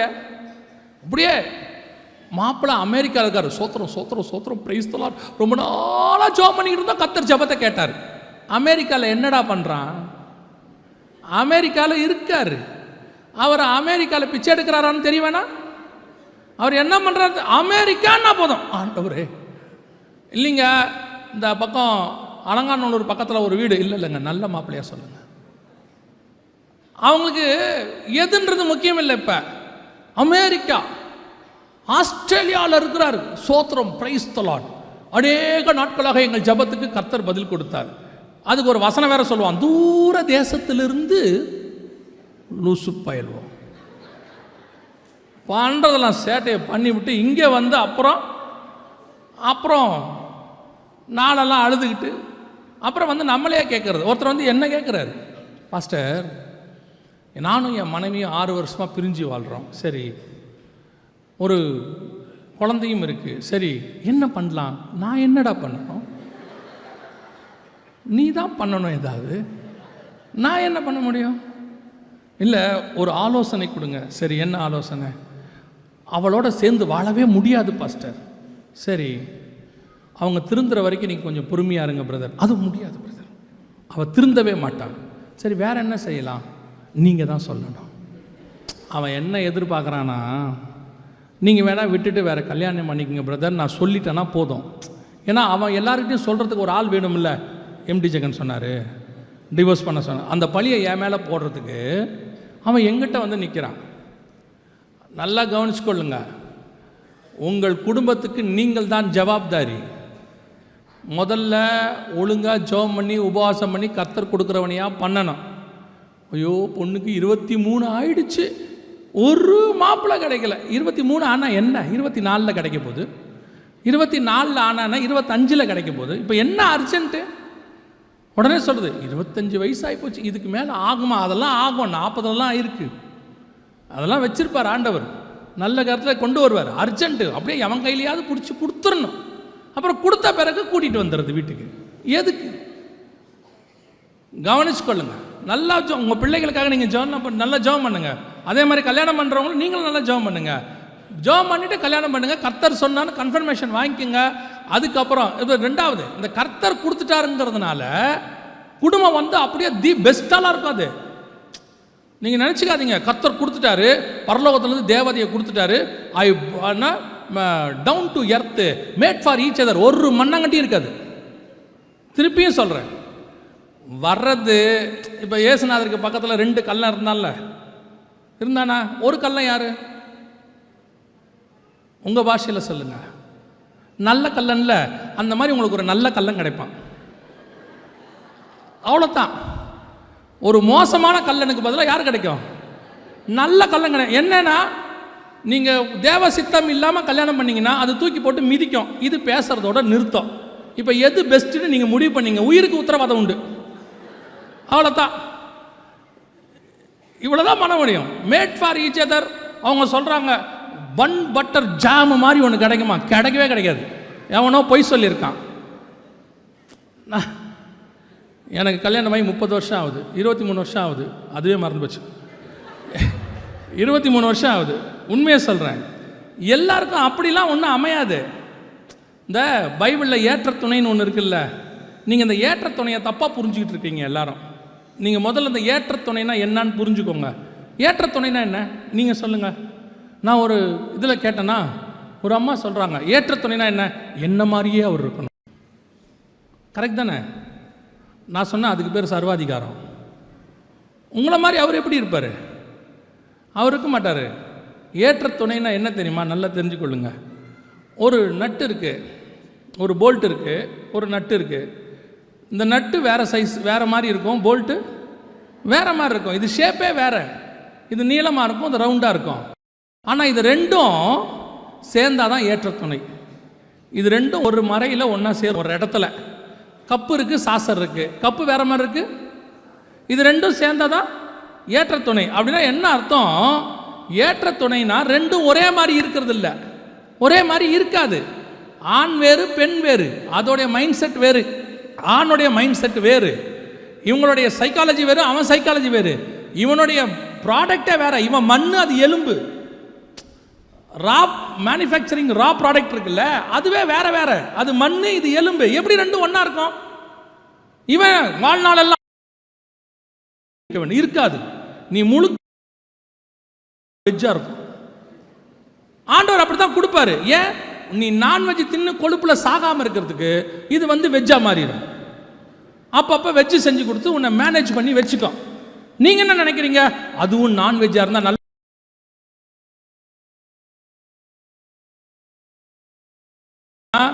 ஆப்போசிட் ரெண்டும் ஒரு இடத்துல ஒன்றா இருக்கும். எது தெரியுமா? ஸ்பிரிச்சுவலி ஆண்டவர் பரலோகத்திலிருந்து பூமியில் உங்களுக்கு ஒரு திட்டம் வச்சிருப்பாரு. அந்த திட்டத்தை நீங்கள் 2 பேரும் சேர்ந்து செய்வீர்கள். அதுதான் ஏற்ற துணை. மிச்சம் எல்லாமே ஆப்போசிட்டாக தான் இருக்கும். சரீர அமைப்பு வேற, சிந்தனை வேற, பேச்சு வேற. இன்னைக்கு ஏற்றத்துணை இவன் என்ன நினைக்கிறான்? நான் தான் கலர் கம்மியாக இருக்கேன், அதாவது கொஞ்சம் கலராக இருந்தால் நல்லா இருக்குமே. வராது. ஆண்டவர் கொடுக்கறது வேற மாதிரி தான் இருக்கும். நான் பிஇ முடிச்சிருக்கேன், அது பிஇ முடிச்சா நல்லா இருக்கும். 2 பிஇ எதுக்கு? 2 பிஇ வீட்டில் எதுக்கு? இது 1.5 லட்சம் சம்பாதிக்கும், அது 1.5 லட்சம் சம்பாதிக்கும். அந்த கணக்கு கால்குலேட்டிவ். 3 லட்சம் வாங்கி என்ன பண்ணுவீங்க? ஒரு ஃப்ளாட் வாங்கி மாதம் 50,000 இஎம்ஐ கட்டுவோம், உருப்பிடாமல் போக. புரியுதா? நீங்கள் பிஇயாக இருக்கலாம், அது +2 இருக்கலாம், ஆனால் ரெண்டையும் கர்த்தர் சேர்த்தார்னா அவருக்கு ஒரு காரணம் இருக்கும். இன்னைக்கு ஏற்ற துணைனா என்ன? எதை உங்களை பொறுத்த வரைக்கும் ஏற்ற துணைனா என்ன? 2 பேரும் ஒரே மாதிரி படிச்சிருக்கணும், ஹைட்டு ஒரே மாதிரி இருக்கணும், நிறம் ஒரே மாதிரி இருக்கணும், ஒரே மாதிரி அவங்க 2 பேரும் மனசு ஒத்து போகணும். அப்படிலாம் ஒத்து பார்க்காது, நடக்காது. பைபிளில் எடுத்து பாருங்க, யாருக்கு 2 ஒன்றா ஒத்து போயிருக்கு சொல்லுங்க? யாருக்கும் ஒத்து போகாது. யாக்கோபு 7 வருஷம் நேசித்து கல்யாணம் பண்ணுறாரு ராகேல. அந்த அம்மா உயிரை வாங்கிடுச்சு. அவன் சொல்கிறான், நான் தேவனா, ஏன் என் உயிரை வாங்கி தொலைகிறேங்கிறான். 7 வருஷம் வேலை பார்த்தவன். நீங்கள் சும்மா 7 நாளில் பார்த்துட்டு ஒரே மாதிரி வரணுங்கிறீங்க. அதெல்லாம் வராது. புரியுதா? அப்போ ஆண்டவர் பண்ணி வைப்பார், தி பெஸ்ட்டு கொடுப்பாரு. ஆனால் நீங்கள் நினைக்கிற கால்குலேஷனில் இல்லை, ஸ்பிரிச்சுவல் கால்குலேஷனில் கொடுப்பாரு. அது எதுக்கு ஆண்டவர் இணைச்சிருக்கிறாருன்னு பார்க்கணும். அந்த 2 சேர்ந்துக்கும், அது 2 சேர்ந்து ஒரு வேலையை செய்யும். இப்போ ஆபிரகாமும் சாராலும் இருக்காங்க, 2 பேருக்கு 10 வருஷம் டிஃபரன்ஸ் இருக்குது. இப்போ 10 வருஷம் டிஃபரன்ஸ் கல்யாணம் பண்ணுவீங்களா? மாப்பிள்ளைக்கு ரொம்ப வயசு அதிகம், அவருக்கு எத்தனை? 35, பொண்ணுக்கு 25, ரொம்ப அதிகங்க. ஒரு 3-4 வருஷம் ஆபிரகாமுக்கும் சாராளுக்கும் 10 வருஷம் டிஃபரன்ஸ். ஏன் அப்படி பண்ணாங்க? ஆண்டவர் சொன்னார், பண்ணாங்க. 2 பேரும் பண்ணாதான் ஒரு ஈசாக்கு வெளியே வருவான். அதான் காட்ஸ் பிளான். ஆண்டவர் சேர்த்து வைக்கிறது தான். நீங்கள் இஷ்டத்துக்கு சேர்ந்துட்டு அப்புறம் சண்டை போட்டுக்கிட்டு அப்புறம் பிரிஞ்சுக்கிட்டு அப்புறமா இவர் ஒரு பாஸ்டர் சென்னையில் இருக்கிறாரு, அவர் என்ன பண்ணார் தெரியுமா? 2 பேருக்கு 3 கல்யாணம் பண்ணி வச்சார். முடியுமா? 2 பேருக்கு 3 கல்யாணம் அவர் பண்ணி வச்சார். ஃபஸ்ட்டு 2 பேருக்கு ஒரு கல்யாணம் பண்ணி வச்சார். அப்புறம் 2 பேரும் டைவர்ஸ் வாங்கிட்டாங்க. அப்புறம் அவன் போய் என்ன பண்ணான்? தனிமையாக இருப்பது நல்லதில்லைன்னு இன்னொன்று பண்ணான். அதையும் இவரே பண்ணி வச்சார். அப்புறம் அந்த அம்மா வந்து கேட்டுச்சு, அவருக்கு பண்ணி வச்சிங்கல்ல, எனக்கு ஒன்று பண்ணி வைங்கன்னு. அப்புறம் அதுக்கும் பண்ணி வச்சார். இப்போ 2 பேருக்கு எத்தனை கல்யாணம் பண்ணியிருக்காரு? 3 கல்யாணம். அவங்க 2 பேரும் பரலோகத்துக்கு போவாங்களா என்னன்னு தெரியாது, இவர் போகிறது கஷ்டம். நிஜம். எதுக்கு சொல்கிறேன்? இன்னைக்கு திருமண வாழ்க்கை என்பது, குடும்ப வாழ்க்கை என்பது விளையாட்டாக போயிட்டே இருக்குது. எதுக்கு எடுத்தாலும் டிவோர்ஸ், எதுக்கு எடுத்தாலும் பிரிஞ்சிடலாம், அதெல்லாம் இருக்க முடியாது, சான்ஸே இல்லைம்பா. நோ சான்ஸ் தம்பி, அவ்வளோதான், முடிஞ்சிருச்சு. ஒரே ஒரு சான்ஸ் தான். முதலில் உங்கள் குடும்பத்தோடு கூட ரட்சிப்புக்கு வழியை பாருங்கள். ரட்சிக்கப்படாத மனைவி எப்படி வந்துச்சு? நீங்கள் தான் பண்ணி கூப்பிட்டு வந்தீங்க. அதை ரட்சிப்புக்குள்ளே நடத்த வேண்டியது உங்கள் பொறுப்பு. ரட்சிக்கப்படாத கணவன் வேறு வழி இல்லை, ரட்சிப்புக்குள்ளே நடத்த வேண்டியது உங்கள் பொறுப்பு. சில நேரத்தில் அப்யூஸ் பண்ணுவாங்க, அடிப்பாங்க, உதைப்பாங்க, வேறு வழி இல்லை. அப்பா வீட்டில் வந்து இருப்பாங்க, இருந்தால் கொண்டு போட்டுருவான். அப்பா வீட்டில் வந்து இருப்பாங்க. அங்கே இருந்துட்டு கூட அந்த ஆள் ரட்சிக்கப்படணும் தான் நீங்கள் ஜெபம் பண்ணணும். அவன் மனம் திரும்பணும். எந்த சவுலையும் பவுலாய் மாற்ற கர்த்தர் வல்லமை உள்ளவராக இருக்கிறார். அல்லேலூயா. முதல்ல உங்கள் குடும்பத்தில் முதல்ல பாருங்கள். நீங்கள் உடனே எப்போது சபையிலெல்லாம் வந்து இன்னொரு பிரச்சனை வேறு இருக்குது. எல்லாத்தையும் பண்ணி வச்ச பிறகு அவன் யோசிக்கிறான், இதுக்கு அது பரவாயில்ல போல் தெரியுதே, அவசரப்பட்டுட்டோமே, அவ்வளோதான் தம்பி, வேலை முடிஞ்சு. இன்னையோடு முடிவெடுக்கணும். ரட்சிக்கப்படாமல் கணவன் இருக்கா, ரட்சிக்கப்படாத மனைவி இருக்குதுன்னா நீ தான் ஜெபம் பண்ணணும். அவங்க ரட்சிக்கப்படணும்னு ஜெபம் பண்ணணும். பேழைக்குள்ள குடும்பமாகத்தான் பிரவேசிக்க வேண்டும். என்ன ப்ராப்ளமாக இருந்தாலும் சேர்ந்து தான் வாழணும். அவங்க யாராவது ஒருத்தர் சொல்லுவாங்க, டிவோர்ஸ் பண்ணிக்கலான்னு, அதெல்லாம் முடியாதுன்னு சொல்லிடணும். என்ன ஏன் இப்படி பண்ணுறீங்க? அப்படி தான் பண்ணுவேன்னு சொல்லணும். அதெல்லாம் டிவோர்ஸ்லாம் கொடுக்க முடியாது, இருக்கணும், சேர்ந்து தான் இருக்கணும், அவ்வளோதான், வேலை முடிஞ்சு. அல்லேலூயா. நோவா செய்த மிக முக்கியமான விஷயம் தன் குடும்பத்தை ரட்சிக்கும்படிக்கு. குடும்பத்துக்கான ரட்சிப்பு ரொம்ப அவசியம். நாம் அதுதான் உங்களுடைய பிரதானமான வேலை. இன்றைக்கி வீடு வாங்குறாங்க, காரு வாங்குறாங்க, சொத்து சேர்த்து வைக்கிறாங்க, பேர பிள்ளைகள் வரைக்கும் சொத்து வச்சுருக்கிறாங்க. அதெல்லாம் ரெண்டாவதுங்க. முதல்ல குடும்பம் கர்த்தருக்குள்ளே இருக்குமா, அதுதான் ரொம்ப முக்கியம். நோவாக்கிட்ட இன்னொரு பெரிய ப்ளஸ் பாயிண்ட் இருந்துச்சு. நல்லா கவனிங்க, வாசிங்க. அந்த 7ஆம் அதிகாரம்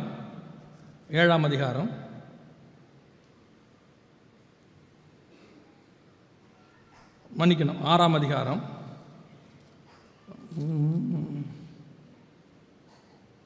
இல்லை, சாரி, 7ஆம் அதிகாரம் 13ஆம் வசனம். 7:13. அன்றைய தினமே நோவாவும் நோவாவின் குமாரராகிய சேமும் காமும் யாப்பேத்தும் அவர்களுடனே கூட நோவாவின் மனைவியும் அவன் குமாரரின் 3 மனைவிகளும் பேழைக்குள் பிரவேசித்தார்கள். எவ்வளோ பெரிய விஷயம் தெரியுமா? படிக்கிறதுக்கு சாதாரணமாக இருக்குது. பேழைக்குள் பிரவேசித்தார்கள். நோவாவுக்கு கர்த்தர் இந்த விஷன் கொடுக்கும்போது நோவாவுக்கு வயசு என்ன தெரியுமா? 5ஆம் அதிகாரம் கடைசி வசன வாசி. 5ஆம் அதிகாரம் கடைசி. நோவா 500 வயதான போது சேம், காம், யாபேத் என்பவர்களை பெற்றான். பேழைக்குள்ளே பிரவேசிக்கும் போது என்னைக்கு தெரியுமா? 7:11 வாசிங்க. 600ஆம் வயதாகும் வருஷம் 2ஆம் மாதம் 17ஆம் தேதியாகிய அந்நாளிலே மகா ஆழத்தின் ஊற்றுக்கண்கள் எல்லாம் பிளந்தன, வானத்தின் மதகுகளும் திறவுண்டன. 100 வருஷத்துக்கு மேலே நோவா பேழையை கட்டியிருக்கிறார். 100 வருஷத்துக்கு மேலே. இந்த 100 வருஷமும் பசங்களை, மனைவிய, பசங்களுடைய மனைவிகள், மருமகள்கள் அத்தனை பேரையும் ஒரு விஷனுக்குள்ள அவர் வச்சிருந்தார். அவருக்கு கொடுக்கப்பட்ட ஒரு தரிசனத்துக்குள் தன் முழு குடும்பத்தையும், தன் பிள்ளைகள் குடும்பத்தையும் அந்த தரிசனத்துக்குள் வச்சார். எவ்வளோ பெரிய விஷயம் பாருங்க, எவ்வளோ கஷ்டம் தெரியுமா இது? இன்னைக்கு உங்களுக்கு ஒரு தரிசனம், ஆண்டவர் உங்களுக்கு ஒன்று சொல்றாரு. முதல்ல உங்க மனைவி ஏற்றுக்கொள்வாங்களா? கணவர் உங்களுக்கு ஒன்று சொல்றாரு, ஆண்டவர் உங்களுக்கு ஒன்று சொல்றாரு, உங்க கணவர் ஏற்றுக்கொள்வாரா? ஒரு தரிசனம். ஆண்டவர் சொல்றாரு, உங்களை புறப்பட்டு கானானுக்கு போன ஆபிரகாம, சாராள் புறப்பட்டு போனார்கள்னு இருக்கு. இன்னைக்கு உங்களை சொன்னா போவீங்களா கானானுக்கு? உங்க கணவருக்கு சொல்றாரு ஆண்டவர், நீ புறப்பட்டு இங்கிருந்து நார்த் கொரியாவுக்கு ஊழியத்துக்கு போவீங்களா? ஏன் ஆண்டவர் வேற இடமே சொல்ல மாட்டாரா? கடைசியாக நீங்கள் என்ன சொல்லுவீங்க தெரியுமா? எப்பா நீங்கள் முன்னாடி போங்க, நீங்கள் போய் வீடெல்லாம் பாருங்க, பார்த்துட்டு நல்ல வீடாக பார்த்து பிள்ளைகளுக்கு ஸ்கூலெல்லாம் பார்த்துட்டு அப்புறமா வந்து சொல்லுங்கள், நாங்களும் வரோம். அதுக்கு அர்த்தம் என்னென்னா, முன்னாடி நீ போ, ஒரு வருஷம் இரு, உயிரோடு இருந்து ஆச்சு, நாங்கள் வரோம், ஒரு வேளை முடிஞ்சிச்சுன்னா சோத்திரம், பிரைஸ் தரலாம். இன்னைக்கு விஷன் ஷேர் பண்ணும்போது எத்தனை பேர் கணவருடைய விஷனை அக்செப்ட் பண்ணுறீங்க? எத்தனை பேர் மனைவிக்கு கர்த்தர் ஒன்று சொல்கிறாரு, தரிசனம் சொல்கிறாருன்னா அக்செப்ட் பண்ணுறீங்க? 100 வருஷம் நோவாவுடைய விஷனை அவன் குடும்பம் தாங்கி பிடிக்குது. அவன் ஒருத்த மட்டும் கட்டலை, 8 பேர் பேழையை கட்டியிருக்கிறாங்க, 100 வருஷம் கட்டியிருக்கிறாங்க. இன்னைக்கு நம்ம குடும்பம் அப்படி இருக்குதா? நம்ம விஷனுக்குள்ள அவங்க வராங்களா? நம்மளால் அந்த விஷனை அவங்களுக்குள்ள கொண்டு போக முடியுதா? போன சர்வீஸில் பேசணும், தகப்பனுடைய விஷன் பிள்ளைகளுக்குள்ள போகிறதுக்குள்ள படாத பாடாக இருக்குது. இன்னைக்கு ஊழியக்காரனுடைய பிள்ளைகளுக்கு அந்த விஷன் போக மாட்டேங்குது, தரிசனம் போக மாட்டேங்குது. ஆரோனுடைய விஷன் எலியேசருக்கு, எலியேசர்லேருந்து அவன் சந்ததிக்கு சாதோக்கின் புத்திரர் கடைசி 7 வரைக்கும் வருது. சாமுவேல் காலத்தில் 7 வரைக்கும் வருது. அந்த விஷன் அடுத்து அடுத்து அடுத்து அவங்க செய்கிறாங்க. இன்னைக்கு ஒரு அரசியல்வாதி எடுத்துக்கொள்ளுங்க, அவர் அரசியலுக்கு வந்தால் அடுத்து அவர் பையன் வரார், டாக்டர் எடுத்துக்கோங்க, அவர் வந்தால் அடுத்து அவர் பையன் டாக்டர் ஆகுறாரு, இன்ட்ரெஸ்ட் ஆகுது. ஆனால் இன்னைக்கு ஒரு ஊழியக்காரனுடைய பிள்ளைகள், ஆவிக்குரிய பிள்ளைகள் அடுத்த ஆவிக்குரிய ஜென்ரேஷனுக்குள்ள வரமாட்டாங்க. நம்மளை பார்த்து அவங்க வரமாட்டேங்கிறாங்க, அதான் பிரச்சனை. இல்லை, நம்மளோட விஷன் அவங்களுக்குள்ள போக மாட்டேங்குது. ஏன் போக மாட்டேங்குது? ஏனோடைய விஷன் அவன் பையனுக்குள்ள போல, மோசையுடைய விஷன் அவன் பையனுக்குள்ள போகல. நியாயாதிபதிகள் புஸ்தகத்தை வாசி பாருங்க. மோசையுடைய பையன் கர்த்தரை விட்டு தூரமாக இருந்தான், விக்கிரக ஆராதனைக்காரனாக இருந்தான் இருக்கு மோசையோட பேரை. என்ன காரணம்? விஷன் போல அடுத்த ஜெனரேஷனுக்கு போக மாட்டேங்குது. அல்லது அடுத்த ஜெனரேஷனுக்கு போறது அரசியலா போதே வழியா விஷனா போல, தரிசனமா போக மாட்டேங்குது. இன்னைக்கு உங்களை ஆவிக்குரிய தன்மை உங்க பிள்ளைக்கு போதா? உங்களுக்குள்ள இருக்க ஸ்பிரிச்சுவாலிட்டி உங்க பிள்ளைக்கு போதா? நோவா பேழையை கட்ட சொன்னாரு, அவன் பசங்க பேழையை கட்டுறானுங்க. மருமக பேழையை கட்டுது, எவ்வளோ பெரிய விஷயம் பாருங்க. மருமக பேழையை கட்டுது. இன்னைக்கு நம்ம மருமக வந்த உடனே முதல் வேலை பேழையை உடைக்கிறது. பேழையில் எத்தனை ஃப்ளோர்? 3 ஃப்ளோர். ஃபர்ஸ்ட் ஃப்ளோர் அம்மா உங்கள் அப்பாவுக்கு கொடுத்துரும், செகண்ட் ஃப்ளோர் அவங்கக்கிட்ட கொடுத்துரும், 3ஆவது ஃப்ளோர் நம்ம இருக்கோம். என்னால் ஒரு ஃப்ளோரில் எல்லாரோடையும் எடுக்க முடியாது. இல்லைம்மா, நாங்கள் அண்ணன் தம்பிங்க எல்லாம் ஒன்றா, உன் அண்ணனோட நீ இரு, நான் இருக்க மாட்டேன். இந்துக்களை போய் பாருங்க, எத்தனை பேர் கூட்டு குடும்பமாக நல்லா இருக்காங்க தெரியுமா? இங்கே பாருங்க, கூட்டுங்கிற பேரே கிடையாது. வந்த உடனே முதல்ல மாமியார் மாமனார் தூக்கி வெளியே போட்டுறது, ஃபஸ்ட் முதல் வேலை தூக்கி போட்டுறது. நான் தனியாக ராணி மாதிரி இருப்பேன். எந்த நாட்டுக்கு? அதில் வேற வந்த உடனே சொல்றது, எங்கள் அப்பா என்ன ராஜாத்தி மாதிரி வச்சிருந்தார். எந்த ஊருக்கு? சிலர் சிஸ்டர்ஸ் இருக்காங்க, உங்களை சொல்ல கோயம்புத்தூருக்கு வெளியே சிலர் இருக்காங்க, எப்போ பாரு வீட்டுக்காரர்கிட்ட அந்த ஆள் ஏதோ பாவம் கஷ்டப்பட்டு ஏதோ ஒன்று வாங்கிட்டு வருவான். அந்த ஆள் டேஸ்ட்டுக்கு அவன் கஷ்டப்படுறதுலேருந்து ஏதோ ஒன்று வாங்கிட்டு வருவான். வந்த உடனே எங்கள் அப்பா வாங்கி கொடுத்தா மாதிரி இல்லை. எங்கள் அப்பா எங்களை எப்படி வச்சுருந்தாரு தெரியுமா? எப்படி வச்சுருந்தாரு? ஒரு நாள் ஒரு அம்மா என்ன பண்ணி பிடிச்சி இதே மாதிரி வீட்டுக்காரர் டென்ஷன் படுத்திக்கிட்டே இருக்கு. எது சொன்னாலும் எங்கள் அப்பா மாதிரி இல்லை, எங்கள் அப்பா அந்த காலத்தில் அப்படி, எங்கள் அப்பா எங்களை இப்படி வச்சுருந்தாரு, எங்கள் அப்பா. ஒரு நாள் அவனுக்கு ரொம்ப கோவம் வந்து போச்சு. கையை பிடிச்சி தரன்னு இழுத்துட்டு அவங்க அப்பாட்ட போயிட்டான். போயிட்டு உங்கள் பொண்ணை நீங்கள் எப்படி வச்சுருந்தீங்க, எனக்கு கொஞ்ச நேரம் சொல்லி கொடுங்க. அதே மாதிரி நான் என்ன செய்கிறேன், உங்கள் பொண்ணை வச்சுக்கிறேன். ஏன்னா உங்கள் பொண்ணு எப்போ பார்த்தாலும் அப்பா வச்சுருந்த மாதிரின்னு சொல்லுது. அதனால் நீங்கள் சொல்லுங்கள், நான் அதே மாதிரி வச்சுருக்கிறேன் அப்படின்னானா. அப்போ அவங்க அப்பா சொன்னாராம், போடா பைத்தியக்காரா, இவளை வச்சுக்க முடியாதுன்றதுனால 22 வயசானவனே ஏதாவது மாப்பிளம் தான் சொல்லுங்கன்னு ஊர் ஃபுல்லாக சொல்லி வச்சேன். எல்லார்கிட்டையும் சொல்லி வச்சேன் இவளை வச்சுக்க முடியாதுன்னு. நீ தான் வந்து வாலண்டியராக மாட்டின, அவளெல்லாம் வச்சுக்க முடியாது, மரியாதை கூட்டிகிட்டு போயிடுன்ட்டார். போகும்போது திருப்பி கூப்பிட்டாரா, மாப்பிள்ளைங்க வாங்கன்னார். என்ன மாமா, இந்த கையை பிடிச்சி கொடுக்கும்போது நான் அழுதுனேன் ஞாபகம் இருக்கா? ஆமாம் மாமா, மக போதுன்னு அழுதிங்க. சீச்சே, அதுக்கு அழுவில், இன்னிலேருந்து நான் தப்பிச்சிட்டேன், நீ மாட்டிக்கிட்டேன்னு உனக்காக தாண்டா அழுதேன்னார். எதுக்கு சொல்கிறேன், அவரே 22 வயசுக்கு மேலே வச்சுக்க மாட்டேன்னு யார்ட்டையாவது பிடிச்சி கொடுத்துட்டாரு. அந்த ஆள் சாவர வரைக்கும் வச்சுக்கிறான் பாவம். பெட்டியில் அனுப்புகிற வரைக்கும் ஏதோ ஒன்று பண்ணி அனுப்புகிறான். அவனால் முடிஞ்சதை வாங்கி கொடுக்குறான். எப்போ பாரு, எங்கள் அப்பா எங்களை ராணி மாதிரி வச்சுருந்தார். எந்த நாட்டுக்கு ராணியாக இருந்தீங்க? நல்லா வச்சுருந்தார், இல்லைன்னு சொல்லலை. என்றைக்கு பாருங்கள் குடும்பத்தில் இந்த கணவர்கள்கிட்டையும் அப்படி ஒரு பிரச்சனை இருக்குது. அந்த அம்மா ஏதோ யூடியூப்பை பார்த்து ஏதோ ஒன்று சமைக்குது, கொண்டு வந்து வச்ச உடனே அவனுக்கு சொல்ல தெரியாத ஒரு வார்த்தை, சொல்லக்கூடாத வார்த்தை. கற்றுக்கோங்க பிரதர்ஸ், எங்கள் அம்மா வைக்கிற மாதிரி இல்லை. ஏன் அந்த வார்த்தையை நான்லாம் சொல்லி மாட்டிக்கிட்டு இருக்கிறேன். நான் உங்களுக்கு சொல்கிறேன், கேள்வி அனுபவத்தில் சொல்கிறேன். அது வைக்கிற ரசம் விஷம் மாதிரி தான் இருக்கும். ஆனாலும் உங்கள் அம்மா அது நல்லா இருக்குன்னு சொல்லாதீங்க. அந்த அம்மாவுக்கு செம்ம டென்ஷன் ஆகுது. அதுவும் பாவம், ஏதோ அதால் கஷ்டப்பட்டு முடிஞ்சதை என்ன பண்ணுது, ஏதோ ஒன்று யூடியூப்பை பார்த்து. அது ஒரு கொடுமை, அந்த யூடியூப்பை பார்த்து ஒன்று செய்கிறதுன்னு ஒன்று இருக்குல்ல, அவன் செஞ்சுட்டு யூடியூப்காரன் உம்முன்றான். இந்த அம்மா நம்பிடுது அதை, ஓ போல அப்படின்னு. நம்ம இங்கே வா, நம்ம அதுவும் அந்த அம்மாட்ட ஒரு நல்ல குணம், செஞ்சுட்டு ஃபஸ்ட்டு நமக்காக வெயிட் பண்ணும். அவங்க சாப்பிட மாட்டாங்க, பார்த்துருக்கீங்களா? நீங்கள் வரட்டும் தான் வெயிட் பண்ண. எதுக்கு? முதல்ல லேபில் எலிக்கு தான் கொடுப்பாங்க. நிஜம். சரி, ஏதோ ஒன்று செய்கிறாங்க, செஞ்சு கொடுக்குறாங்க. இவர் உடனே எங்கள் அம்மா செய்கிற மாதிரி வராது, எங்கள் அம்மா. இந்த பிரச்சனை இந்த அதுவும் இந்த சிங்கிள் பேரண்ட்டில் வளர்கிற பையன் இருக்கான்ல, அவங்ககிட்டலாம் இந்த பிரச்சனை ரொம்ப ஜாஸ்தி.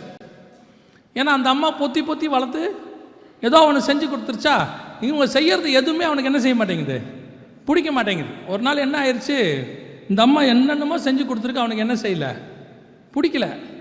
ஒரு நாள் இவன் மனம் திரும்பிட்டு இன்றைக்கி என்ன சொல்ல போகிறோம், நம்ம அது எப்படி செஞ்சாலும் என்ன சொல்லிடுவோம், நல்லா இருக்குன்னு சொல்லிடுவோம்.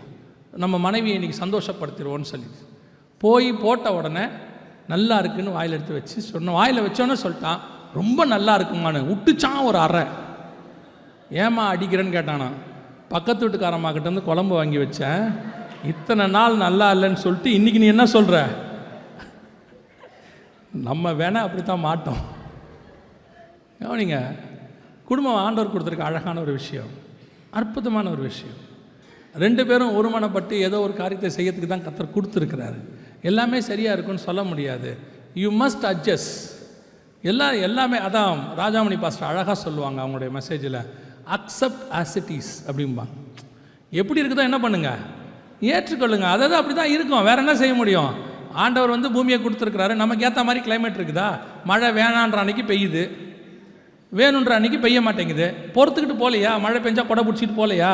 சரி, மழை பெய்யுதுன்றதுனால மழையை சபிச்சுட்டு மழையை நம்ம வேணான்னு சொல்லிட்டு நம்ம டென்ஷனாக இருக்கிறோமா? இல்லை, அட்ஜஸ்ட் பண்ணிக்கிட்டு போகிறோம். அதே மாதிரி தான் குடும்பம் என்ன செய்யணும், அட்ஜஸ்ட் பண்ணிட்டு போகணும். 2வது, உங்கள் விஷனை உங்கள் பிள்ளைகளுக்குள்ளே கொண்டு போகணும். It's very important. கர்த்தர் உங்களுக்கு ஒரு தரிசனத்தை கொடுத்துருக்கிறார். அந்த தரிசனம் யாருக்குள்ளே போகணும், உங்கள் பிள்ளைகளுக்குள்ளே போகணும். ஆவிக்குரிய தரிசனம். இதில் என்ன விஷயம், பெற்றோர் நீங்கள் அதை கொண்டு போகிறது இல்லை. அதுக்கு ஒரே ஒரு வழி தான் இருக்குது. நான் திருப்பி சொல்கிறேன், நல்லா கவனிங்க. உங்கள் விஷன் உங்கள் பிள்ளைகளுக்குள்ளே போகிறதுல மிக முக்கியமான காரியம் என்ன தெரியுமா, உங்களை கர்த்தர் எப்படி ரட்சித்தார் என்பதை உங்கள் பிள்ளைகளுக்கு நீங்கள் சொல்லணும். நீங்கள் எவ்வளோ கஷ்டப்பட்டு வந்தீங்கன்றதை உங்கள் பிள்ளைகளுக்கு சொல்லணும். இன்றைக்கி இருக்கிற பெற்றோர்கிட்ட அது ஒரு பெரிய ட்ராபேக். என்ன தெரியுமா? நான் தான் கஷ்டப்பட்டேன். நம்ம பிள்ளைகள் என்ன செய்யக்கூடாது? கஷ்டப்படக்கூடாது, நல்லது. ஆனால் நீங்கள் பட்ட கஷ்டத்தை என்ன செய்யணும்? அவங்கக்கிட்ட சொல்லணும். நான் எவ்வளோ மோசமான நிலைமையில் இருந்தேன், ஒரு 500 ரூபா சம்பாதிக்கிறதுக்கு எவ்வளோ கஷ்டப்பட்டோம், அது எப்படி அந்த பணம் வருது, ஆண்டவர் எப்படி கொடுக்குறாருன்னு நீங்கள் என்ன செய்யணும்? யாருக்கு சொல்லணும்? உங்கள் பிள்ளைகளுக்கு சொல்லணும். பாருங்கள், நாங்கள்லாம் போய் நம்மளாமே நம்ம அப்பா அம்மா கிட்ட ஒரு 5 ரூபா 2 ரூபா 1 ரூபா கேட்கறதுக்கே கஷ்டம். ஸ்கூலுக்கு போகும்போது 8 அணா கொடுப்பாங்க. அந்த 8 அணா கொடுத்துட்டு கணக்கு வழக்கு கேட்பானுங்க போயிட்டு வந்தோடனே. அந்த 50 காசை என்ன பண்ணேன்? எனக்கு ஆரம்பத்தில் 50 காசை கொடுத்துட்டு 2 நாளைக்கு பிரிச்சுக்க சொல்லுவாங்க. இன்றைக்கி 25 காசு, நாளைக்கு 25 காசு. இப்போ நம்ம பையன் இருக்கான்ல, வரான் நேரா, பொண்ணு வருது நேரா, ஒரு 500 ருபீஸ் கொடுங்க. எதுக்கு நீங்கள் கொடுங்க சொல்கிறேன். அவன் சொல்லவே மாட்டான் கடைசி வரைக்கும் எதுக்குன்னு. ஒரு 200 கொடுங்க. இப்போ நம்ம என்ன நினைக்கிறோம்? நம்ம ஒரு காலத்தில் கஷ்டப்பட்டோம், நம்ம பிள்ளைகள் இன்னைக்கு கொடுங்க, வேணான்னு சொல்லலை. ஏன் கொடுக்குறீங்க? எவ்வளோ கஷ்டப்பட்டு கொடுக்குறீங்கன்றதை சொல்லுங்க. இப்போ நீங்கள் யாராவது சும்மா போய் அந்த வேலை மரத்தில் பறிச்சுட்டு வரீங்களா பணத்தை? இல்லை, நீங்கள் எங்கேயோ ஒரு இடத்துல கஷ்டப்படுறீங்க, யாரோ ஒருத்தர்கிட்ட போயிட்டு ஒர்க் பண்ணுறீங்க, இல்லை ஏதோ ஒரு கிளைண்ட்டை பார்க்குறீங்க, தேவையில்லாத திட்டு வாங்குறீங்க. அதெல்லாம் எதுக்காக வாங்கிக்கிறீங்க? அந்த மாதம் முடியும் போது சம்பளம் வந்தால் தான் குடும்பத்தை நடத்த முடியும். உங்கள் பையனுக்கு அது வரக்கூடிய பணம் வரக்கூடிய வேல்யூ தெரியாது, ஆனால் உங்களுக்கு தெரியும். நீங்கள் சொல்லுங்கள், எப்பா இந்த பணம் கஷ்டப்பட்டு வருது, நான் தரேன், ஆனால் எவ்வளோ கஷ்டப்பட்டு வருதுன்னு பார்த்துக்க. நம்மெல்லாம் நம்ம அம்மா அப்பா பட்ட கஷ்டத்தை கண்ணால் பார்த்ததுனால தான் இன்றைக்கி அந்த மணியோட வேல்யூ என்னன்னு நமக்கு தெரியுது. இப்போ நம்ம பிள்ளைகளுக்கு மணியோட வேல்யூவே தெரியாது. சும்மா அசால்ட்டா 500 1000ங்கிறது இப்போலாம் ரொம்ப கேஷுவல். அவங்க கேட்கும் போது எப்படி கேட்குறாங்க? ஒரு 200 ருபீஸ் கொடுங்க. 200 ருபீஸ். நான் என் ஃபீஸே 350 ரூபா தான் இன்றைக்கி ஒரு வருஷத்துக்கு. இன்றைக்கி நம்ம 200 ருபீஸ் கொடுக்குறோம். ஒரு ஷவர்மாங்கிறான் 100 ரூபா. அன்றைக்கி 100 ரூபாயில் ஒரு குடும்பத்தையே நடத்திடலாம். அவன் சொல்கிறான் ஒரு ஷவர்மா வாங்கணும், 100 ருபீஸ் கொடுங்க, 200 கொடுங்க. Correct, fine. நம்ம சாப்பிட முடியல, பசங்க சாப்பிட்றாங்க, சந்தோஷம். ஆனால் உங்கள் பிள்ளைகளுக்கு சொல்லுங்கள், நீங்கள் எவ்வளோ கஷ்டப்படுறீங்கன்னு சொல்லுங்கள். இங்கே யாருமே மரத்துலேருந்து பணத்தை பறிக்கலை. அதுதான் நீங்கள் செய்ய வேண்டிய ஃபஸ்ட்டு வேலை. கர்த்தர் எப்படி ரட்சித்தார், எவ்வளோ கஷ்டப்பட்டோம், எந்த இடத்துல இருந்தோம், எங்கேருந்து கர்த்தர் கொண்டு வந்தார். அவன் என்ன நினச்சிக்கிறான் தெரியுமா? நாம் இன்றைக்கி காரில் வர்றதையும் நாம் இருக்கக்கூடிய நல்ல ஸ்டேட்டஸையும் பார்த்தோன்னே, அப்பா ஆரம்பத்துலேருந்தே அதானிக்கு சொந்தக்காரரு, அம்மா அம்பானிக்கு சொந்தக்காரரு, 2 பேருமே மில்லியனர்ஸாக இருந்தாங்க போல நினச்சிக்கிறான். ஒன்றும் இல்லை, எல்லாம் பிளாட்ஃபார்ம்லேருந்து வந்தவங்க தான், கஷ்டப்பட்டு வந்தவங்க தான். நம்ம தாத்தாலாம் ஏதோ ஒரு ரோட்டில் இருந்தவர் தான். அங்கிருந்து அவர்கள் கர்த்தருக்கு உண்மையாக இருந்ததுனாலே கர்த்தர் நம்மை உயர்த்தி இருக்கிறார். நம்முடைய பெற்றோர் உண்மையாக இருந்ததுனால, நீதிமான்களாக இருந்ததுனால கர்த்தர் நம்மை உயர்த்தி இருக்கிறார். இன்னைக்கு நாம நீதிமான்களாக இருக்கிறதுனால நம்ம பிள்ளைகளை கர்த்தர் ஆசீர்வதிச்சிருக்கிறார். அவனுக்கு சொல்லிக் கொடுக்கணும், அவன் நீதிமானாக இருந்தால் அவன் சந்ததி ஆசீர்வதிக்கப்பட்டிருக்கு. எத்தனையோ பணக்காரன் சந்ததி காணாமல் போயிடுச்சு. காரணம் என்ன? அவர்களுக்கு அந்த நீதி தெரியாமல் போனது. உங்கள் பிள்ளைகளுக்கு முதல்ல சொல்லிக் கொடுங்க. உங்கள் விஷன் உங்கள் பிள்ளைகளுக்குள்ளே போகணும். அவங்களுக்கு சொல்லிக் கொடுங்க எப்படி எப்படிலாம் ஆண்டவர் நம்ம வாழ்க்கையில். அதனால தான் ஆண்டவர் சொல்வார் இஸ்ரவேல் ஜனங்களை பார்த்து, நான் உங்களை எகிப்தினிலிருந்து விடுதலை ஆக்கினதையும் அங்கே செய்த அற்புதங்கள் எல்லாவற்றையும் ஒரு புஸ்தகத்தில் எழுதி உன் பிள்ளைகள் காதுபட வாசி. 17ஆம் அதிகாரம் யாத்ராமத்தில் வாசித்து பாருங்க. போய் அவன் சண்டை போட்டு வருவான் யோசுவா. அப்போ ஆண்டவர் சொல்வார், நீ இந்த காரியத்தை ஒரு புத்தகத்தில் எழுதி யோசுவாவின் காதுபட வாசிம்பார். எதுக்காக அப்படி சொல்றார் தெரியுமா? யோசுவாவுக்கு தெரியக்கூடாது நான் சண்டை போட்டு ஜெயிச்சேன்னு. நீ சண்டை போட்டு ஜெயிக்கல தம்பி, உனக்காக கையை உயர்த்தி கொண்டு மேலே ஒருத்தன் உட்காந்துருந்தான். அவன் கை உயர்ந்தா நீ ஜெயிச்சிருப்ப, அவன் கை தாழ்ந்தா நீ தோத்து போயிருப்ப. உன் வெற்றிக்கு நீ மட்டும் காரணம் அல்ல, உனக்கு மேலே ஒருத்தன் உட்காந்து கையை தூக்கிட்டு இருந்தான். இது தெரியணும். பிள்ளைகள் நினச்சிட்டு இருக்கிறாங்க படித்து முடிச்சாச்சுன்னா ஓகே, உடனே அடுத்த மாதம் சம்பளம். அவங்க கேட்குறாங்க, ஃப்ரெண்ட்ஸுக்கிட்ட கேட்குறாங்க, என்னடா சம்பளம்? 1.5 லட்சம். அவன் கனவுல இருக்குது 60,000, 1 லட்சம் சம்பளம். ஓ, நம்ம அப்படி வந்துடலாம் இப்படி வந்துடலாம். அந்த படிப்பு படிக்கிறதுக்கு ஃபீஸ் கட்டுறதுக்கு எத்தனை லட்சம் செலவாச்சுங்கிறத அப்பா எப்படி கட்டியிருப்பார்னு அவனுக்கு தெரியணும். அப்பாவுக்கு அவ்வளோ சம்பளம் கிடையாது, அப்பா கஷ்டப்பட்டு தான் கட்டியிருக்கிறார். எத்தனையோ பெற்றோர் கடன் வாங்கி வட்டிக்கு வாங்கி கட்டுறாங்க. எத்தனையோ பெற்றோர் இருக்கிறத விற்று கட்டுறாங்க. எப்படியாவது பையனை படிக்க வச்சா போதும்னு நினைக்கிறாங்க. அவன் என்ன பண்ணுறான்? இது எப்படி வந்ததுன்னு தெரியாததுனால அங்கே ஹாஸ்டலில் உட்காந்துக்கிட்டு இருக்கிற செலவெல்லாம் பண்ணிக்கிட்டு மொத்த காசையும் வீணாக செலவு பண்ணிக்கிட்டு ஒரே ஒரு ஃபோன் பண்ணுவான், இல்லை மெசேஜ் அனுப்புவான், டேடி அக்கௌண்ட்டில் ஒரு 10K போட்டு விடுங்க, 5K போட்டு விடுங்க. நம்ம ஏபிசிடி வந்து கே வர்றதுக்கு ரொம்ப நாள் ஆகுது நமக்கு. அவன் டைரெக்டாக கேட்க வந்துட்டான், 10K போடுங்க, 5K போடுங்க, இமிடியேட்டாக ஜிபே பண்ணுங்க. ஜிபே பண்ணுங்க, பண்ணுறதுக்கு முன்னாடி ஃபோன் பண்ணி கேளுங்க, எதுக்கு இரு இவ்வளோ கஷ்டப்பட்டுக்கிட்டு இருக்கிறேன், கேட்டிருக்கிறேன், வரட்டும், வந்த உடனே அனுப்புகிறேன்னு சொல்லுங்கள். நான் என் பையன்கிட்ட ஒரு பழக்கம் வச்சுருக்கிறேன், அவன் எது கேட்டாலும் உடனே வாங்கி கொடுக்கறது இல்லைன்னு. இந்த மெசேஜ் அவனுக்கு போயிடக்கூடாது. பழக்கம் வச்சுருக்கேன், உடனே வாங்கி கொடுக்கறது இல்லை, ரொம்ப நாளாக அதை மெயின்டைன் பண்ணுறேன். அவன் எது கேட்டாலும் பார்க்கலான்னு தான் சொல்லுவேன். அவனே சொல்லுவான், நான் இப்போ சொல்கிறேன், நீங்கள் எப்போ வாங்கி கொடுக்குறீங்களோ வாங்கி கொடுங்கம்பா. என்ன காரணம் தெரியுமா? வாங்கி கொடுக்க முடியும், என்னிடத்துல காசும் இருக்கிறது. ஆனால் அவன் நினச்சிடக்கூடாது கேட்ட உடனே அப்பா எடுத்து கொடுப்பாடுறான்னு. ஏன்னா எனக்கு வர காசு மரத்துலேருந்து வரல, எங்கேயோ போய் நான் 2 மணி நேரம் கத்தனா மட்டும்தான் எனக்கு காசு. நான் ப்ராக்டிக்கலாக சொல்கிறேன். ஆண்டவர் கொடுக்குறாரு ஆஃபரிங், அது வேறு விஷயம். எங்கேயோ போய் ஏதோ ஒரு இடத்துல 2 மணி நேரம் கத்தணும். இப்போ நான் பாஸ்டர்கிட்ட வந்துட்டு நான் ஜாலியாக உட்காந்து பேசிட்டு போனால் யாரும் ஆஃபரிங் கொடுக்க மாட்டாங்க. அவங்க எதிர்பார்க்குறாங்க, இங்கே ஒரு மீட்டிங் நடத்தணும், இங்கே ஒரு ரிசல்ட் வரணும்னு. அதை ஆண்டவர் செய்யணும், அதெல்லாம் கர்த்தர் செய்கிறார். ஆனால் என்னுடைய வேலை என்ன? நான் ப்ரிப்பேர் பண்ணி வந்து பேசி 2 மணி நேரம் கத்தினா தான் ஒரு ஆஃபரிங் கொடுப்பாங்க. அது அவனுக்கு தெரியணும். ஏதோ ஒரு இடத்துல அந்த ஆள் போய் கத்திட்டு வந்து எனக்கு காசு கொடுக்குறான்னு. இன்றைக்கி பிள்ளைகளுக்கு ஒன்றுமே தெரிய மாட்டேங்குது. அப்பா என்ன செய்கிறாரு, ஏது செய்கிறாரு ஒன்றும் தெரில. அதை விட ரொம்ப முக்கியமாக சொல்கிறேன், பிள்ளைகள் கவனிங்க. உன் தாய் வேலைக்கு போகிறவளா இருந்தால்னா நீ 1 ரூபா கூட பார்த்து தான் செலவு பண்ணணும். ஏன்னா அவள் வெளியே போயிட்டு வீட்டுக்குள்ளே வர்றதுக்குள்ளே அவள் படுற கஷ்டம் அவளுக்கு மட்டும்தான் தெரியும். அந்த ஆஃபீஸில் அவள் படுற வேதனை என்ன, அத்தனை பேருக்கு நடுவில் உட்காந்து எப்படி வேலை பார்க்குறா, உங்கள்கிட்ட எதையுமே அவங்க சொல்ல மாட்டாங்க. அதுதான் இந்த அம்மாக்கள் அப்பாக்கிட்ட இருக்கிற பிரச்சனை. அந்த ஆஃபீஸில் ஒரு பெண் தனியாக வேலை பார்க்குறதுங்கிறது, அதுவும் இந்த மாதிரி நாட்டில் வேலை பார்க்குற மாதிரி கொடுமை வேறு ஒன்றுமே கிடையாது. ஆனால் அதையெல்லாம் பொறுத்துக்கிட்டு பிள்ளைங்க படிப்புக்காக அது காலையில் ஓடி வருதில்ல, அப்படிப்பட்ட பெற்றோர் வச்சிருக்கிற பிள்ளைகள், உன் தாயினுடைய காசு 1 ரூபா கூட நீ பார்த்து தான் செலவு பண்ணணும். விளையாட்டுக்கு செலவு பண்ணிடாது. ஏன்னா அது உன் தாயினுடைய கண்ணீரும் வேதனையும் அவமானமும் சேர்ந்தது அது. ஏன்னா அவள் ஆஃபீஸில் எவ்வளோ கஷ்டப்படுறான்றது அவளுக்கு மட்டும்தான் தெரியும். இன்றைக்கி பிள்ளைகளுக்கு உங்கள் விஷனை கொண்டு போங்க, உங்கள் கஷ்டத்தை கொண்டு போங்க, நீங்கள் படுற பாடுகளை கொண்டு போங்க. அவன் ஏதோ கேஷுவலாக நினச்சிட்டு இருக்கிறாங்க.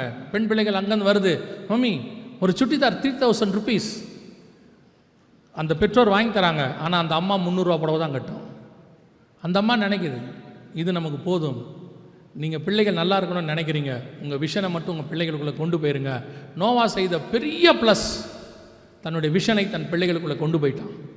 100 வருஷம் தன் மருமகளோடும் மகன்களோடும் மனைவியோடும் சேர்ந்து வேலையை கட்டினான். கடைசியாக நோவா செய்த காரியம் என்ன? நான் சொல்லிட்டு முடிக்கிறேன், வாசிங்க. பேதுருவின் புஸ்தகம் 1 பேதுரு 2 பேதுரு 2ஆம் அதிகாரம் 5வது வசனத்தை வாசி. பூர்வ உலகத்தையும் தப்பவிடாமல் நீதியை பிரசங்கித்தவனாகிய நோவா முதலான 8 பேரை காப்பாற்றி அவபக்தி உள்ளவர்கள் நிறைந்த உலகத்தின் மேல் ஜலப்பிரளயத்தை வரப்பண்ணி. போதும், வசனம் என்ன சொல்லுது? நோவா செய்த 3வது முக்கியமான காரியம் என்னது? நீதியை பிரசங்கித்தவனாகிய நோவா. கடைசியாய் ஒவ்வொரு ஆவிக்குரியவர்களுக்கும் கர்த்தர் கொடுத்திருக்கிற வேலையை கட்டுவது என்பது டாஸ்க். அது ஆண்டவர் சொன்ன வேலை, அதை நம்ம செய்கிறோம். ஆனால் அதை விட முக்கியம், அதோடு கூட சேர்ந்து செய்ய வேண்டிய இன்னொன்று முக்கியம் என்ன அப்படின்னா, சுவிசேஷம் அறிவித்தல் உங்கள் மேல் விழுந்த கடமையாக இருக்கிறது. ஆண்டவர் வேலையை செய்ய சொல்லிட்டார், அவன் குடும்பத்தை போக சொல்லிட்டார். அவன் குடும்பத்தை ரட்சிக்கிற வேலையை அவன் செஞ்சுட்டான், எல்லாரையும் உள்ள கூட்டு வர வேலையை செஞ்சுக்கிட்டே இருக்கான். ஆனால் அதோடு அவன் நிறுத்தவில்லை, அதோடு இன்னொன்று செஞ்சான். என்ன செஞ்சான்? நீதியை பிரசங்கித்தவனாகி. நாங்கள் ஆண்டவரை ஏற்றுக்கொண்ட புதுசில் எங்களுக்கு சுவிசேஷம் சொல்லுங்கன்னு யாரும் சொல்லவே இல்லை. சுவிசேஷம் சொல்லுங்கன்னு யாரும் சொல்லவே இல்லை. எங்களுக்கு கிறிஸ்துவின் அன்பு வந்த உடனே நாங்களே போய் இயேசுவை பற்றி சொன்னோம். சைக்கிளில் தான் போவோம், யாராவது லிஃப்ட் கேட்டாங்கன்னா இறக்கி விட்றதுக்குள்ளே காஸ்பல் சொல்லிவிடுவோம். முடிவெட்டுற கடைக்கு போவோம், அவர் முடி வெட்டிகிட்டே இருப்பார், அவருக்கு சுவிசேஷம் சொல்லி அவரை சர்ச்சைக்கு கூப்பிட்டு போயிடுவோம். அது யாரும் எங்களுக்கு சொல்லிக் கொடுக்கல சுவிசேஷம் சொல்லுன்னு. அது எங்கள் மேல் விழுந்த கடமை. பவுலை பாருங்க, ரட்சிக்கப்பட்டார், கண்ணு இதாயிருச்சு, ஒரு வீட்டில் இருக்கிறாரு. ஆண்டவர் அனனியாவை அனுப்புகிறாரு. அனனியாவை அனுப்பி சுகமாக்கிட்டார். சுகமாக்கின உடனே அவன் பலப்பட்டு, வசனம் சொல்லுது, அவன் பலப்பட்ட உடனே, அந்த வார்த்தை இருக்கும் அழகா, பலப்பட்ட உடனே அவன் புறப்பட்டு போய் இயேசுவே கிறிஸ்து என்று பிரசங்கிக்க தொடங்கினான். யாரும் அவங்ககிட்ட சொல்லலை பிரசங்கம் பண்ண சொல்லி, யாரும் அவன்கிட்ட சொல்லலை சுவிசேஷம் சொல்ல சொல்லி. சுவிசேஷம் அறிவித்தல் உங்களுடைய டியூட்டி, யூ மஸ்ட் டூ. நீங்கள் சரியாய் ரட்சிக்கப்பட்டிருக்கிறீர்கள் என்பதற்கான ஒரு அடையாளம் என்ன தெரியுமா? நீங்கள் சுவிசேஷம் சொல்லுவீர்கள். எப்படி அப்படின்னு கேட்டால், நீங்கள் சரியாக ரட்சிக்கப்பட்ட உடனே, ஆண்டவரை ஏற்றுக்கொண்ட உடனே உங்களுக்குள்ளே ஒரு சந்தோஷம் வரும். அதுக்கு பேர் ரட்சண்ய சந்தோஷம். 51ஆம் சங்கீதத்தில் தாவீது சொல்கிறாரு, நாம் ரட்சிப்பின் சந்தோஷம்னு சொல்லுவோம். நம்ம பாவம் மன்னிக்கப்பட்ட உடனே நமக்குள்ள ஒரு சந்தோஷம் வரும். இந்த சந்தோஷத்தினுடைய தன்மை என்னன்னா, இது அந்த சந்தோஷத்தை வைத்து கொள்ள சொல்லாது, உடனே யாருக்கிட்டையாவது சொல்லும். அதுதான் நம்ம ஆத்மாவுடைய சுபாவம். நேச்சுரலாக நம்ம ஆத்மாவுக்கு இருக்கக்கூடியதான ஒரு சுபாவம் அது. இப்போ ஒரு உதாரணமாக இது நான் உங்களுக்கு வேறு விஷயத்தில் சொல்கிறேன், ஈஸியாக தெரியும் பாருங்கள். இப்போ நீங்கள் ஒரு பொருள் வாங்க போகிறீங்க, அல்லது ஒரு பொருளை நீங்கள் வந்துட்டு வாங்கிட்டு வரீங்க, சீப்பாக இருக்குது, நல்லா இருக்குது. உடனே நீங்கள் என்ன பண்ணுவீங்கன்னு கேட்டிங்கன்னா, யாருக்கிட்டையாவது அடுத்து பேசுகிறவங்கக்கிட்ட அவங்க கேட்கவே மாட்டாங்க, நீங்களாக சொல்லுவீங்க, நான் இப்படி ஒன்று வாங்கினேன், ரொம்ப சீப்பு, நல்லா இருக்குது, அந்த கடையில் இருக்குது. இப்போ அந்த கடைக்காரவங்ககிட்ட சொல்ல சொன்னாரா? இல்லை. யாராவது உங்களை கேட்டாங்களா? உங்கள் ஆத்மாக்குள்ளே எது சந்தோஷமாக இருக்குதோ அது ஃபஸ்ட்டு வெளியே வரும். அதனால தான் வசனம் சொல்லுது, இருதயத்தின் நிறைவினால் வாய் பேசும். அப்போ ரட்சிக்கப்பட்ட உடனே உங்கள் சந்தோஷம், ரட்சணிய சந்தோஷம் வந்த உடனே அது யாருக்கிட்டையாவது என்ன செய்ய சொல்லும், பகிர்ந்து கொள்ளணும், ஷேர். இப்போ பாருங்கள், உலகத்தான் சொல்கிறான், எதுக்கு எடுத்தாலும் ஷேர் பண்ணுன்னு. ஃபஸ்ட்டு ஷேர் பண்ணுன்னு சொன்ன ஆளே நம்ம ஆள் தான். போய் சகல ஜாதிகளுக்கும் சுவிசேஷத்தை, இது ரொம்ப முக்கியம். உங்கள் ரட்சிப்போட கனெக்ட் ஆனது அது. சரியாக ரட்சிக்கப்பட்டால் சுவிசேஷம் சொல்லுவீங்க. சுவிசேஷம் சொல்ல உங்களுக்கு ஆசை வரலன்னா உங்கள் ரட்சிப்பில் ஏதோ பிரச்சனை இருக்குது. சில ஆட்கள் இருக்கிறாங்க, அதை பெருமையாக வேற சொல்லுவாங்க. என்ன சொல்லுவாங்க தெரியுமா? நான் ஆண்டவரை ஏற்றுக்கொண்டதுலதுங்க, நேராக சர்ச்சுக்கு போவேன், பின்னாடி ரோவில் உட்காருவேன், கடைசி ஜெபத்தில் எழுந்திரிச்சு வீட்டுக்கு போயிடுவேன். நான் போகிறதும் தெரியாது, வர்றதும் தெரியாது. எதுக்கு அப்புறம் வரீங்க? எதுக்கு வரீங்க? உங்களால் ஆண்டவருக்கு என்ன பிரயோஜனம்? உங்களுக்கு ஆண்டவரால் பிரயோஜனம். நீங்கள் வரீங்க, உங்களால் ஆண்டவருக்கு என்ன பிரயோஜனம்? நீங்கள் என்ன பண்ணீங்க? யாராவது கஷ்டம்னு வந்து சொல்லுவான், அவங்ககிட்ட கூட இயேசுவை பற்றி சொல்ல மாட்டீங்க. யாராவது சொல்லுவான், வியாபாரத்தில் ரொம்ப நஷ்டமாயிருச்சு, நான் தற்கொலை பண்ணிக்கலான்னு இருக்கிறேன், அவனுக்கு உட்காந்து அட்வைஸ் கொடுப்பாங்க, கவலைப்படாத, இதே மாதிரி பிஸ்னஸை வேறு மாதிரி பண்ணலாம், அதை பண்ணலாம், இதை பண்ணலாம். அவனுக்கு ஏன் ஆண்டவர் அவனை அனுப்புனார் தெரியுமா? அவனுக்கு பிஸ்னஸ் ஐடியா கொடுக்க ஆள் இல்லைன்னு உங்ககிட்ட அனுப்பலை, ஆனால் நீங்கள் மட்டும்தான் அவனுக்கு இயேசுவை பற்றி சொல்ல முடியும். அதுக்கு தான் கர்த்தர் உங்ககிட்ட அனுப்பினார். அவங்ககிட்ட உட்காந்து என்ன பண்ணிட்டு இருப்பாங்க? பிஸ்னஸ் ஐடியா கொடுப்பாங்க. ஒருத்தர் வந்து சொல்லுவாங்க, ரொம்ப உடம்பு முடியல, டாக்டர்கிட்ட போனோம், ஒன்றும் முடியாதுன்ட்டாங்க, என்ன பண்ணுறதே தெரில. உடனே இவர் சொல்வார், கர்நாடகாவுக்கு பக்கத்தில் ஒருத்தர் பச்சையில் கொடுக்குறாரு. இவர் என்னமோ நாட்டு வைத்தியர் மாதிரி. எதுக்கு ஆண்டவர் உங்ககிட்ட அனுப்புனார் தெரியுமா? அவன் சொல்கிறான், டாக்டர்கிட்ட போனால் சரியாகல. நம்ம சொல்லணும், ஒரு வேளை டாக்டர் சுகமாக கொடுக்க முடியலையா, டோன்ட் வரி, சுகமளிக்கிற தேவன் ஒருத்தர் இருக்கிறாரு, எங்கள் சர்ச்சுக்கு வாங்க, அங்கே ஹீலிங்க்கு மீட்டிங் நடக்குது, உங்களை சுகமாக்குவாங்கன்னு சொல்கிறதுக்கு, அதுக்கு தான் ஆண்டவர் அனுப்புனார். இவர் உக்காந்துக்கிட்டு அவருக்கு என்ன பண்ணுவார்? நீங்கள் சுடுதண்ணியில் வேணால் கொஞ்சம் வெந்தயத்தை போட்டு குடிச்சு பாருங்களேன், இவர் டாக்டர் ஆயிடுவார் உடனே. எதுக்கு ஆண்டவர் அனுப்புனார்? இயேசுவை பற்றி சொல்கிறதுக்கு. வாய்ப்பு நீ தான் போய் சொல்ல மாட்டேன் யாருக்கிட்டையும் சுவிசேஷம். ஆள் வருது இல்லை, வர்றவங்ககிட்டயாவது சொல்லாமல்ல. ஆண்டவரை பற்றி பேசுறதுன்னா அவ்வளோ கசப்பு. ஆஃபீஸில் அத்தனை பேர் இருக்கிறாங்க, யாருக்கிட்டையாவது சுவிசேஷம் சொன்னீங்களா? இவர் அப்படியே பெரிய நியாய தீர்ப்பு சொல்லிடுவார். என்ன சொல்லுவார் தெரியுமா? அவங்கெல்லாம் சொன்னால் கேட்க மாட்டாங்க, அவங்களாம் ரொம்ப மோசமான ஜனங்க. ஏன்னா இவர் பெரிய நீதிமான். இவருக்கு ஏன் சுவிசேஷம் சொன்னாங்க? நான் எப்பவும் சொல்லுவேன், யாராவது ரட்சிக்கப்பட மாட்டாங்கன்னு உங்களுக்கு தோணுச்சுன்னா நேராக போங்க வீட்டுக்கு, கண்ணாடியை பாருங்கள், பார்த்தோன்னே உங்கள் முகம் தெரியும், அந்த முகத்தை பார்த்து சொல்லுங்கள், நீ எல்லாம் ரட்சிக்கப்பட்டிருக்க. எவன் வேணாலும் ரட்சிக்கப்படுவான். தேவன் யாரையும் மாற்ற வல்லமை உள்ளவர். நீங்கள் சொல்ல வேண்டிய சுவிசேஷத்தை சொல்லுங்கள். உங்கள் ஆஃபீஸில் ஏன் உங்களை வச்சுருக்கா தெரியுமா ஆண்டவர்? நீங்கள் சொல்கிறீங்க ஒருத்தர் கூட இயேசுவை ஏற்றுக்கலைங்க, நான் மட்டும் ஒரு ஆள் அங்கே இருக்கேன், அதுக்கு தான் வச்சுருக்காரு. உங்கள் ஒரு ஆள் மூலமாக உங்கள் முழு ஆஃபீஸையும் ரட்சிக்க தேவன் வல்லமை உள்ளவராக இருக்கிறார். சுவிசேஷம் அறிவித்தல் உங்கள் மேல் விழுந்த கடமை. பரலோகத்துக்கு போகும்போது உங்கள் கூட எதுவுமே வராது, பூமியிலேருந்து நீங்கள் வச்சுருக்கிறது எதுவும் வராது. நீங்கள் வச்சுருக்கிற எவ்வளோ காஸ்ட்லி ஷர்ட்டு, பேண்ட்டு, செல்ஃபோனு, சிலர்லாம் பார்த்தீங்கன்னு சொன்னால் 100 புடவை 200 புடவை வச்சுட்டு அப்படியே திறந்து பார்க்கறது, அதில் ஒரு சந்தோஷம். எந்த புடவையை கட்டுறதுன்னு வேற சந்தேகம். சகோதரிமார்கள்லாம் ஒரு நாளைக்கு 2 தடவை 2 பெட்டிக்கு முன்னாடி நிற்பாங்க, ஒரு 5 நிமிஷம். ஒன்று காலையில் 7:30 மணிக்கு ஃப்ரிட்ஜை திறந்துட்டு அப்படியே நிற்பாங்க, அப்படியே பார்த்துக்கிட்டே இருப்பாங்க. எதுக்கு பார்க்குறாங்க தெரியுமா? ஏன்னா அது உள்ளே இருக்கிறது எப்போ வச்சதுன்னு அவங்களுக்கே மறந்துடுச்சு. அங்கே இருந்துட்டு வீட்டுக்காரர்கிட்ட ஒரு சவுண்டு கொடுப்பாங்க, தேங்காய் சட்னி வேணுமா அப்படின்னு. என்ன அர்த்தம்? சூடு பண்ண போகிறேன்னு அர்த்தம். இப்போல்லாம் கணவர்கள் உஷாராயிட்டான். தேங்காய் சட்னி வேணுமா, நான் டிஃபன் வேணான்றான். தேங்காய் சட்னி வேணாம் இல்லை, அவன் என்ன சொல்கிறான்? டிஃபனே வேண்டாம் விடு. எதுக்கு உயிரை பணையம் வைப்பானே? நிறைய பேர் ஃப்ரிட்ஜில் உள்ளே வச்சுதான் அந்த அம்மா என்னைக்கு வச்சதுன்னே மறந்துருச்சு.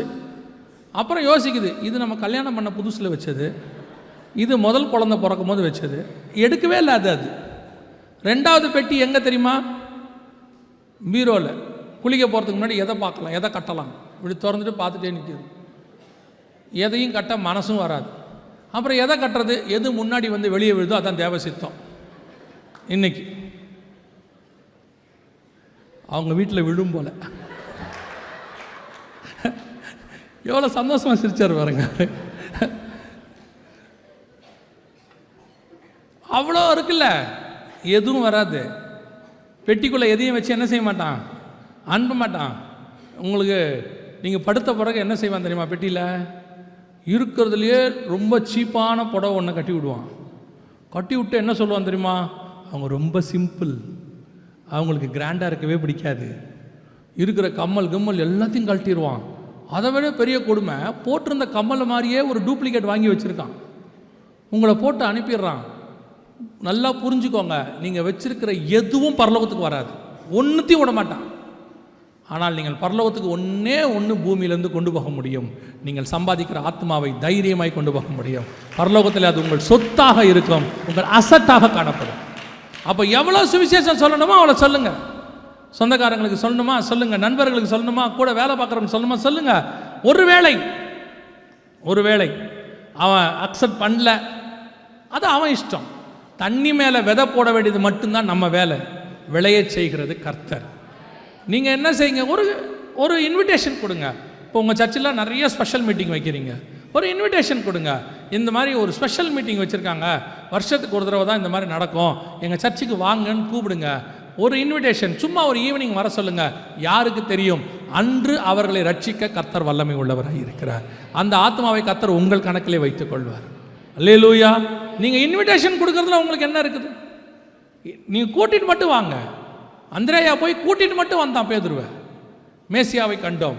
பேதுருவை ரட்சிக்க வேண்டியது இயேசுவோட இல்லை, ஜஸ்ட் நம்ம ஒரு மெசேஞ்சர் மாதிரி, கொரியர் பாய் மாதிரி ஆத்மாவை தேவ சமூகத்துக்கு கொண்டு வர வேண்டியது நம்ம வேலை. அதை ரட்சிக்கிறது கர்த்தர் கரத்தில் இருக்குது. ஏன் அதை செய்ய மாட்டீங்க? உங்கள் பக்கத்து வீட்டுக்காரங்களை பாருங்கள், அவங்ககிட்ட இருந்து ஒரு விஷயத்தை கற்றுக்கோங்க. புறஜாதியார் இந்துக்கள் இருக்கிறாங்களே, அவங்ககிட்ட கற்றுக்குங்க. நான் சொல்லிட்டு முடிக்கிறேன், கவனிங்க. அந்த இந்துக்கள் எல்லாம் இருக்காங்க, அவங்க கோயிலுக்கு போவாங்க. போயிட்டு வரும்போது உங்களுக்கு அவங்க கோயிலிருந்து பிரசாதம் வாங்கிட்டு வருவாங்க.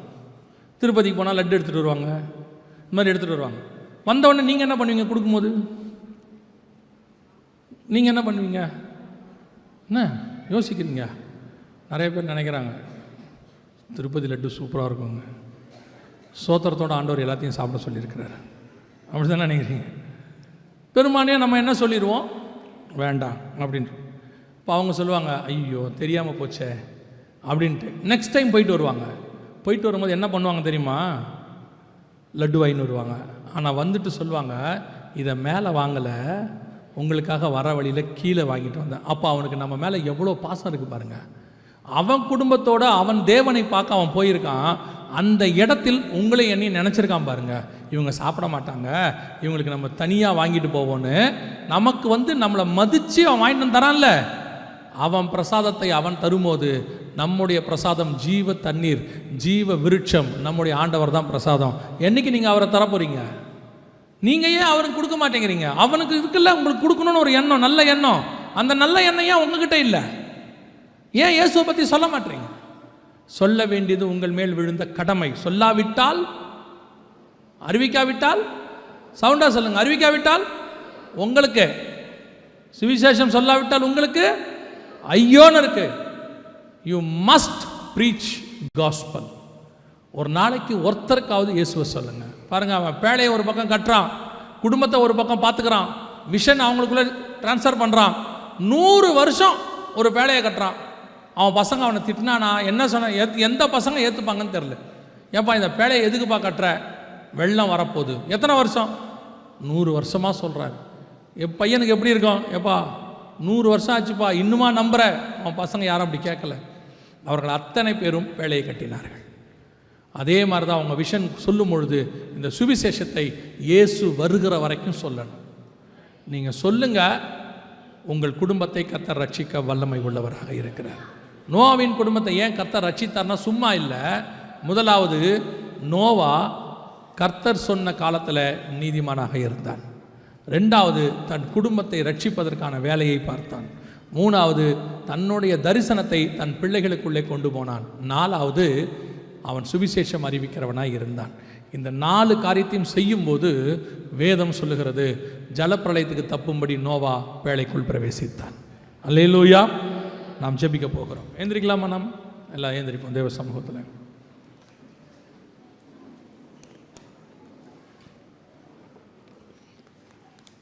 எல்லாம் கண்களை மூடுவோம்.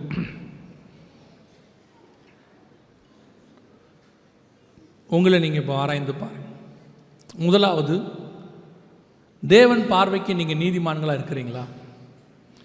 இயேசுவின் இரத்தத்தாலே கழுவப்பட்ட அத்தனை பேருமே நீதிமான் தான், பைபிள் அப்படி தான் சொல்லுது. ஆனால் அதற்கு நீங்கள் தகுதி உள்ளவர்களாக நாம் இருக்கிறோமா?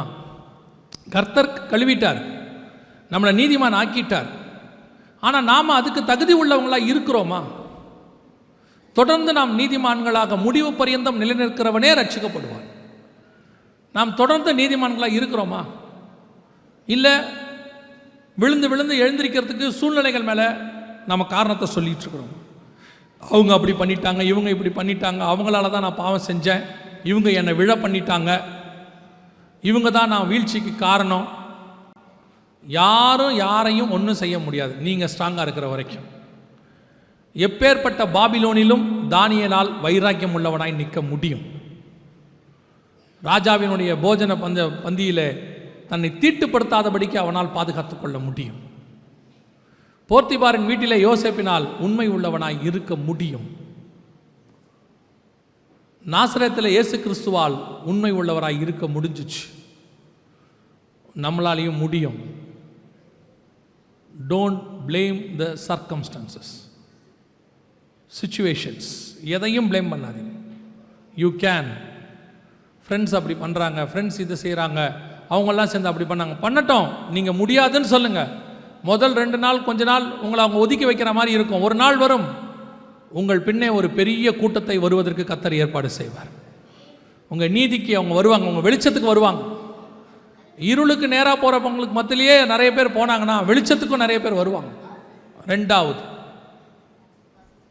உங்கள் குடும்பத்துக்காக ஜெபம் பண்ணுங்க, உங்கள் பிள்ளைகளுக்காக ஜெபிங்க. உங்கள் தரிசனம் உங்கள் பிள்ளைகளுக்குள்ளே போகணும்னு பாருங்கள். முதல் உங்கள் சுவிசேஷம் உங்கள் குடும்பத்துக்கு தான்.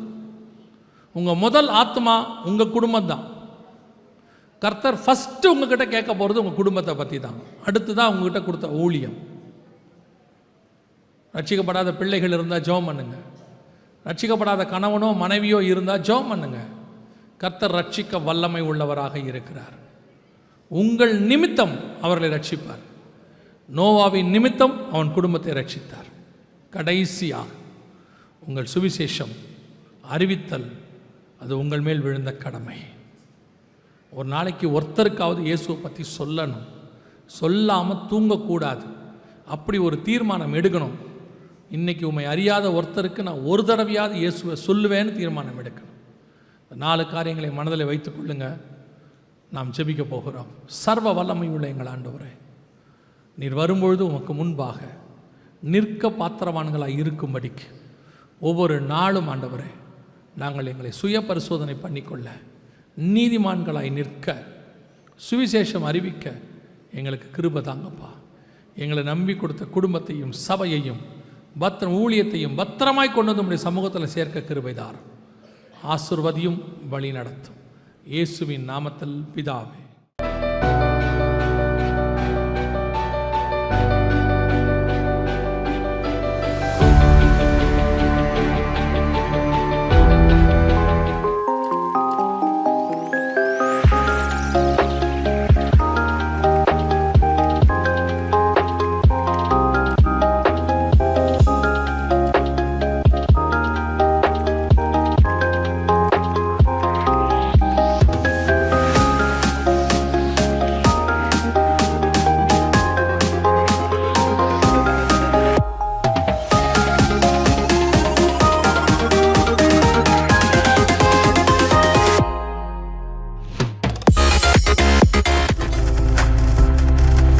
நீங்கள் பார்த்துக் கொண்டிருப்பது உங்கள் ஜாய் டிவி. உங்கள் துக்கம் சந்தோஷமாய் மாறும்.